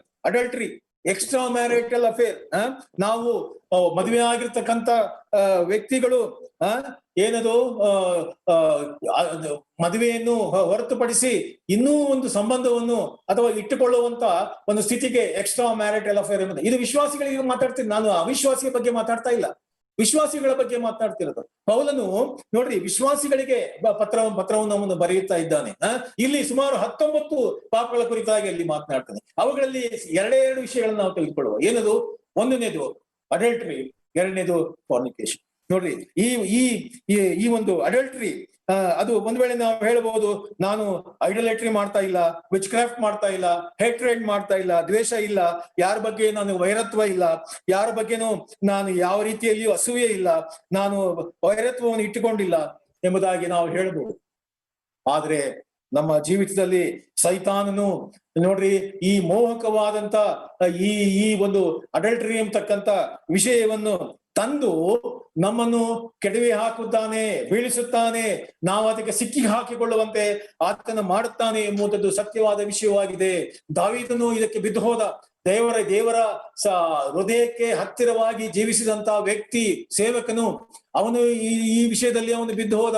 ನೋಡ್ರಿ ಅದು ನಮಗೆ ಚೆನ್ನಾಗಿ ಅದು ಗೊತ್ತದೆ. ಈ ಅಡಲ್ಟರಿ ಅಂತಕ್ಕಂಥ ಸಂಗತಿ ಅವನನ್ನು ಬೀಳಿಸ್ಬಿಡ್ತು. ಇವತ್ತಿನ ದಿವಸ ಸೇವಕರುಗಳು ಇದೆಲ್ಲ ಬಿದ್ದು ಹೋಗ್ತಾ ಇದ್ದಾರೆ. ಏನಾಗಿದೆ ಗೊತ್ತಾ?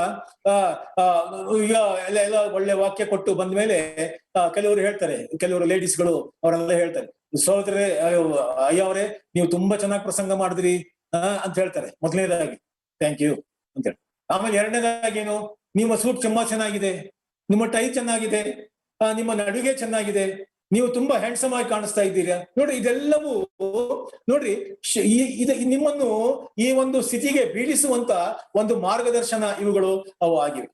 ಆಗ ಅದು ಸೇವಕರಾಗಿರ್ಬೋದು, ಇನ್ಯಾವ ವ್ಯಕ್ತಿ ಆಗಿರ್ಬೋದು.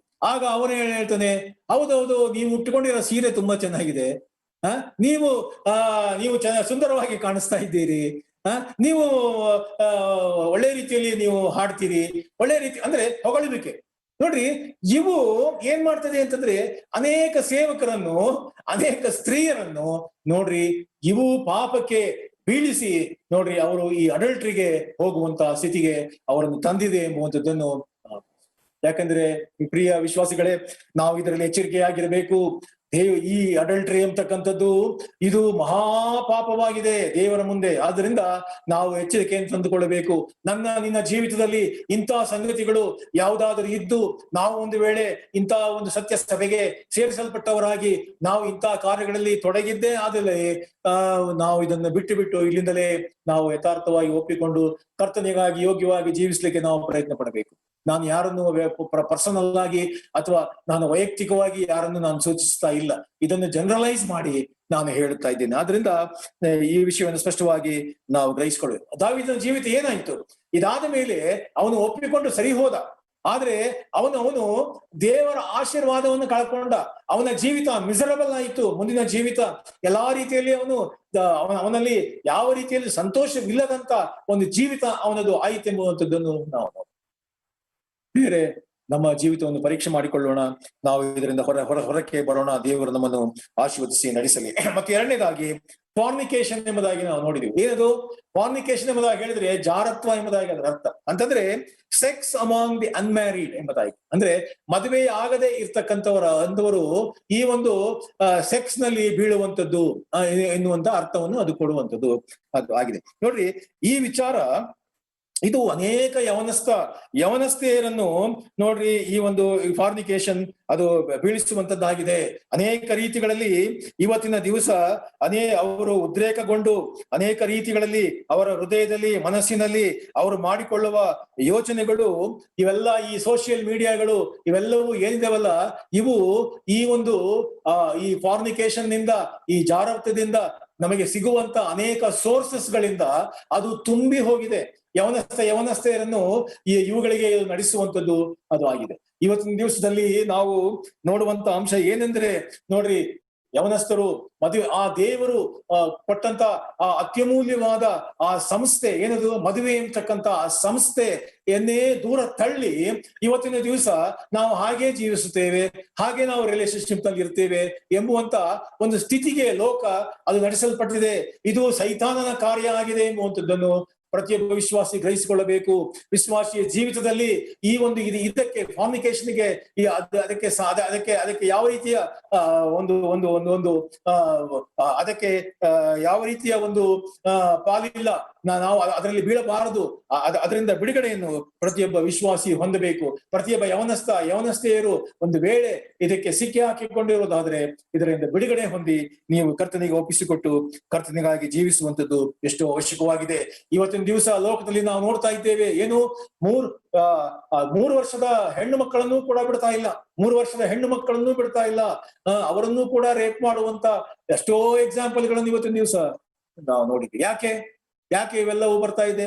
ನಾವು ನಮಗೆ ಸಿಗುವಂತ ಈ ಎಲ್ಲಾ ಪಾಪದ ಸೋರ್ಸಸ್ಗಳು ನಮ್ಮನ್ನು ಉದ್ರೇಕಿಸಿ ಪ್ರೇರೇಪಿಸಿ ಇವುಗಳನ್ನು ಮಾಡುವಂತೆ ನಡೆಸುವಂತದ್ದಾಗಿದೆ. ವಿಶ್ವಾಸಿಗಳಾದಂತ ನಾವು ಹೊಸ ಟ್ರ್ಯಾಕ್ ನಲ್ಲಿ ನಾವು ಸ್ವಭಾವದಲ್ಲಿ ಹೋಗುವಾಗ, ಹೊಸ ಸ್ವಭಾವ ಕ್ರಿಸ್ತನು ಕೊಟ್ಟಿರ್ತಕ್ಕಂಥ ರಕ್ಷಣೆಯ ಮಾರ್ಗದಲ್ಲಿ ನಾವು ಹೋಗುವಾಗ ಇವ್ಯಾವು ನಮಗೆ ತಟ್ಟಬಾರದು, ಇವ್ಯಾವು ನಮಗೆ ಸಿಕ್ಕಿ ಹಾಕಿಕೊಳ್ಳಬಾರದು, ನಾವು ಇದರಲ್ಲಿ ಬೀಳಬಾರದು, ಇವುಗಳನ್ನು ನಾವು ಅಂಟಿಸಿಕೊಳ್ಳಬಾರದು ಎಂಬುವಂಥದ್ದನ್ನು ಸ್ಪಷ್ಟವಾಗಿ ನಾವು ಗ್ರಹಿಸಿಕೊಂಡು ನಡೆಯುವಂಥದ್ದು ನೋಡ್ರಿ ಅವಶ್ಯಕವಾಗಿದೆ ಎಂಬುವಂಥದ್ದನ್ನು ವಾಕ್ಯದಲ್ಲಿ ನಾವು ತಿಳ್ಕೊಳ್ಳಬೇಕು. ಮತ್ತಾಯನ ಸುವಾರ್ತೆ 15ನೇ ಅಧ್ಯಾಯ 19ನೇ ವಚನದಲ್ಲಿ ನಾವು ಓದುವಾಗ, ಮತ್ತಾಯನ ಸುವಾರ್ತೆ 15ನೇ ಅಧ್ಯಾಯ 19ನೇ ವಚನ.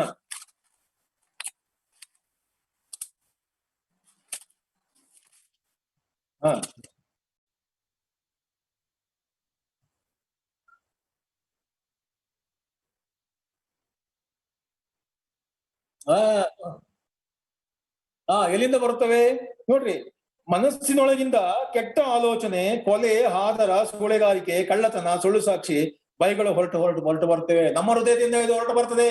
ನೀನು ದೇವರ ವಾಕ್ಯದಿಂದ ನಿನ್ನ ಹೃದಯವನ್ನು ತುಂಬಿಸಿಕೊಳ್ಳದೆ ಹೋದರೆ, ದೇವರ ವಾಕ್ಯದ ಸತ್ಯಗಳಿಂದ ನಿನ್ನ ಹೃದಯವನ್ನು, ನಿನ್ನ ಮನಸ್ಸನ್ನು ನೀನು ತುಂಬಿಸಿಕೊಳ್ಳದೆ ಹೋದರೆ ಏನಾಗ್ತದೆ ಗೊತ್ತಾ? ಈ ಕೆಟ್ಟ ಕಾರ್ಯಗಳು ನಿನ್ನ ಹೃದಯದಲ್ಲಿ ಅವು ತುಂಬಿಕೊಳ್ಳುತ್ತವೆ.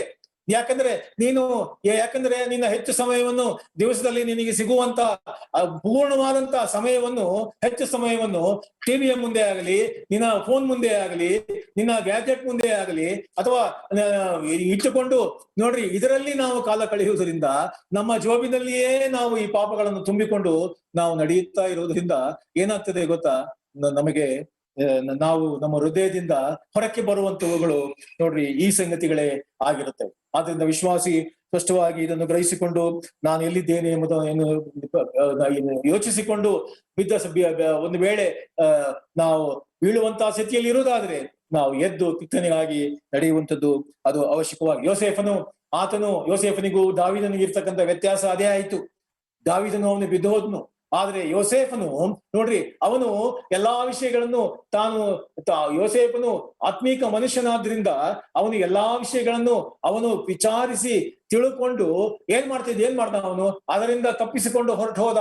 ಅವನು ಹೇಳ್ದ, ಆ ಪಟಿಪರನ ಹೆಂಡತಿಗೆ ಏನ್ ಹೇಳ್ದ ಅವನು, ನೋಡು ನನ್ನ ಯಜಮಾನನು ನನಗೆಲ್ಲವನ್ನೂ ಕೊಟ್ಟಿದ್ದಾನೆ, ಮನೆ ಕೊಟ್ಟಿದ್ದಾನೆ, ಇದು ಕೊಟ್ಟಿದ್ದಾನೆ, ನನ್ನ ಈ ಒಂದು ಅವನ ಎಲ್ಲಾ ರೀತಿಯ ಆಳ್ವಿಕೆಯ ಎಲ್ಲ ರೀತಿಯ ಜವಾಬ್ದಾರಿಯನ್ನು ನನಗೇ ಕೊಟ್ಟು ಬಿಟ್ಟಿದ್ದಾನೆ. ಆದರೆ ಅವನು ಹೇಳಿದಂತ ಮಾತು ಇನ್ನೊಂದು, ಆದ್ರೆ ನಿನ್ನನ್ನು ನನಗೆ ಕೊಟ್ಟಿಲ್ಲ. ನೋಡಿ, ಎಲ್ಲಾ ವಿಚಾರವನ್ನು ವಿಶ್ವಾಸಿ ಗ್ರಹಿಸಿಕೊಂಡು ನೋಡ್ರಿ ತಿಳ್ಕೊಂಡು ಯೋಗ್ಯವಾಗಿ ದೇವರಾತ್ಮನು ನಡೆಸುವಂತ ದಾರಿಯಲ್ಲಿ ನೋಡ್ರಿ ಅವನು ನಡೆಯುವಂಥದ್ದು ಬಹಳ ಅವಶ್ಯಕವಾಗಿದೆ ಎಂಬುವಂಥದ್ದನ್ನು ನಾವು ಗ್ರಹಿಸಿಕೊಳ್ಳ. ರೋಮಾಪತ್ರಿಕೆ 12ನೇ ಅಧ್ಯಾಯ 9ನೇ ವಚನ. ರೋಮಾಪತ್ರಿಕೆ 12ನೇ ಅಧ್ಯಾಯ 9ನೇ ವಚನ.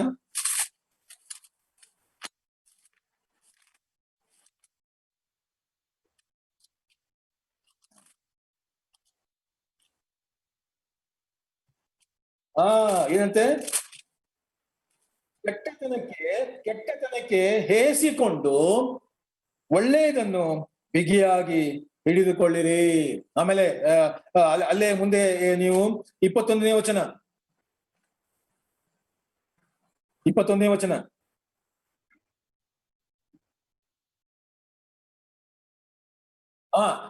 ಕೆಟ್ಟತನಕ್ಕೆ ಸೋತು ಹೋಗಬಾರದು ವಿಶ್ವಾಸಿ. ಕೆಟ್ಟತನಕ್ಕೆ ಸೋತು ಹೋಗದೆ ಒಳ್ಳೆಯತನದಿಂದ ಕೆಟ್ಟದನ್ನು ಸೋಲಿಸು ಎಂಬುದಾಗಿ ನಾವು ಸ್ಪಷ್ಟವಾಗಿ ಅಲ್ಲಿ ವಾಕ್ಯದಲ್ಲಿ 1ನೇ ಥೆಸಲೋನಿಕ 5ನೇ ಅಧ್ಯಾಯ 21-22.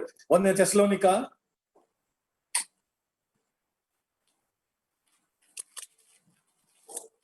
5ನೇ ಅಧ್ಯಾಯ 21-22.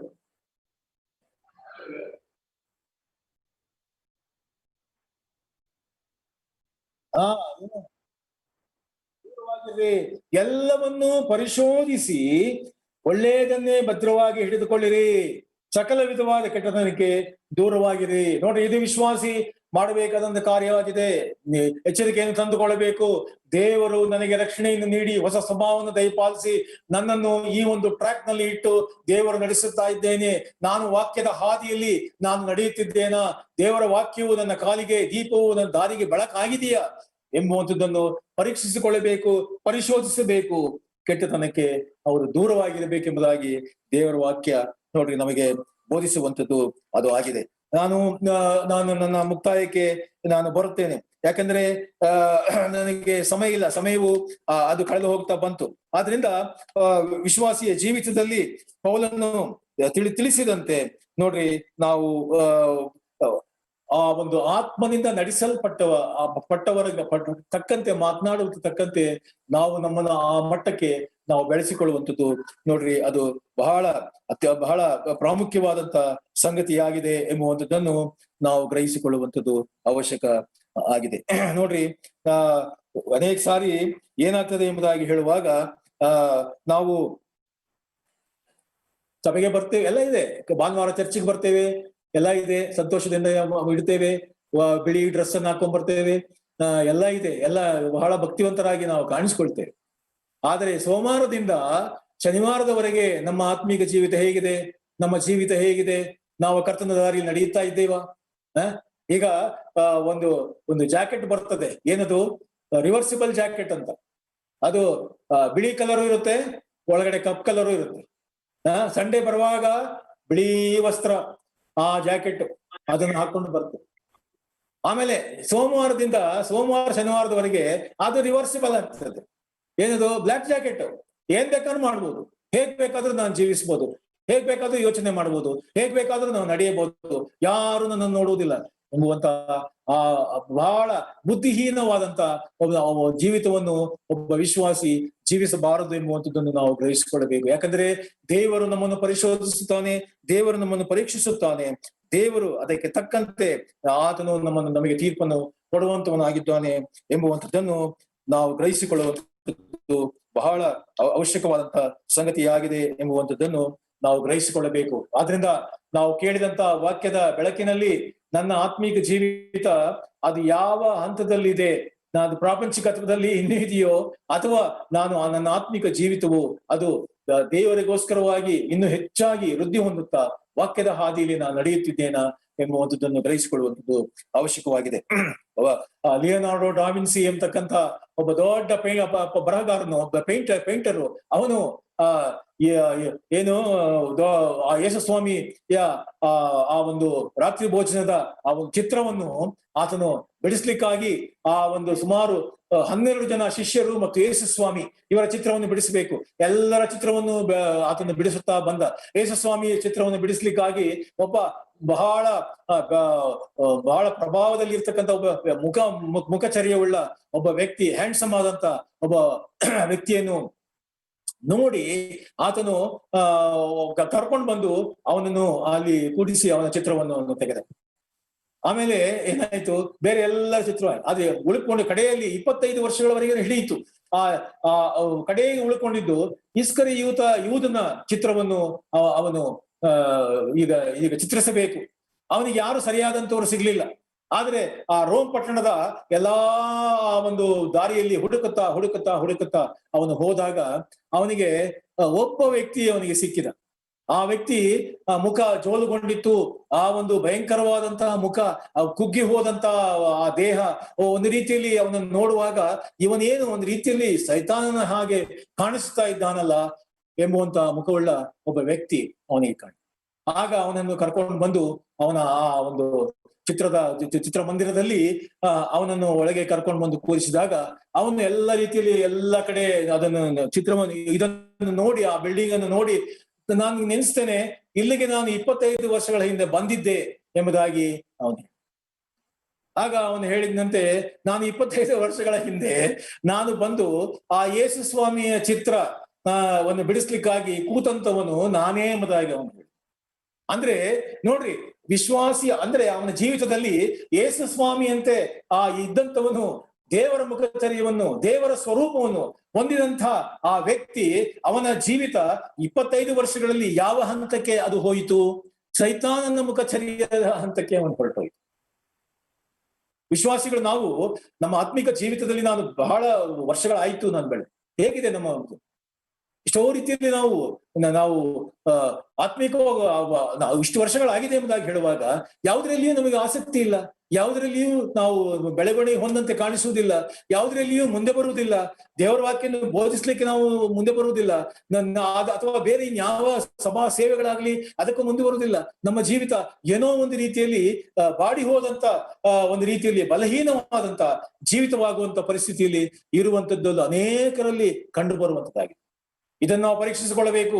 ಇದನ್ನು ಪರೀಕ್ಷಿಸಿಕೊಂಡು ಕರ್ತನ ಮುಂದೆ ನಾವು ಒಪ್ಪಿಕೊಳ್ಳಬೇಕು. ಕರ್ತನೇ, ನನ್ನನ್ನು ನಿನ್ನ ಮಹಿಮೆಗೋಸ್ಕರವಾಗಿ ಆಶೀರ್ವದಿಸು, ಬಲಪಡಿಸು, ನಿನ್ನ ಆತ್ಮನೆಯನ್ನು ತುಂಬಿಸು, ನಿನ್ನ ವಾಕ್ಯದಿಂದ ತುಂಬಿಸು, ನಾನು ನಿನ್ನ ಮಹಿಮೆಗೋಸ್ಕರವಾಗಿ ಜೀವಿಸ್ಲಿಕ್ಕಾಗುವಂತೆ ಸಹಾಯ ಮಾಡು ಎಂಬುದಾಗಿ ನಾವು ಪ್ರಾರ್ಥಿಸುವುದಾದರೆ ನೋಡ್ರಿ, ಮಹಾಬಲಪ್ರದವಾಗಿ ದೇವರು ಪ್ರಭಾವವನ್ನು ದೇವರು ನಮಗೆ ದಯಪಾಲಿಸುತ್ತಾನೆ ಮತ್ತು ವಾಕ್ಯದ ಹಾದಿಯಲ್ಲಿ ಆತ ನಡೆಸುತ್ತಾನೆ. ದೇವರು ಹೀಗೆ ಮಾಡುವಂತೆ ದೇವರು ನಮ್ಮೆಲ್ಲರನ್ನು ಆಶೀರ್ವದಿಸಿ ನಡೆಸಲಿ. ಈ ವಾಕ್ಯವು ಪ್ರತಿಯೊಬ್ಬ ವಿಶ್ವಾಸಿಯ ಹೃದಯದಲ್ಲಿ ಕಾರ್ಯ ಮಾಡಲಿ. ಆಮೇಲೆ ಪ್ರಾರ್ಥನೆ ಮಾಡೋಣ. ಜೀವ ಸ್ವರೂಪನು ಸರ್ವಶಕ್ತನೂ ಆದಂತಹ ನಮ್ಮ ತಂದೆಯಾದ ದೇವರೇ, ನಮ್ಮ ರಕ್ಷಕನು ಕಾರ್ಯಕರ್ತನೂ ಆದಂತ ಯೇಸು ಕ್ರಿಸ್ತನ ಹೆಸರಿನಲ್ಲಿ ನಿನಗೆ ನಾವು ಸ್ತೋತ್ರವನ್ನು ಸಲ್ಲಿಸುತ್ತೇವೆ. ಈ ದಿವಸದಲ್ಲಿ ನಿನ್ನನ್ನು ನಾವು ಸುಲಲಿತವಾಗಿ ಆರಾಧಿಸಿ ಕೊಂಡಾಡಿ ನಿನ್ನ ಮಹಿಮೆಗೋಸ್ಕರವಾಗಿ ವಿಶ್ವಾಸಿಗಳು ನಾವೆಲ್ಲ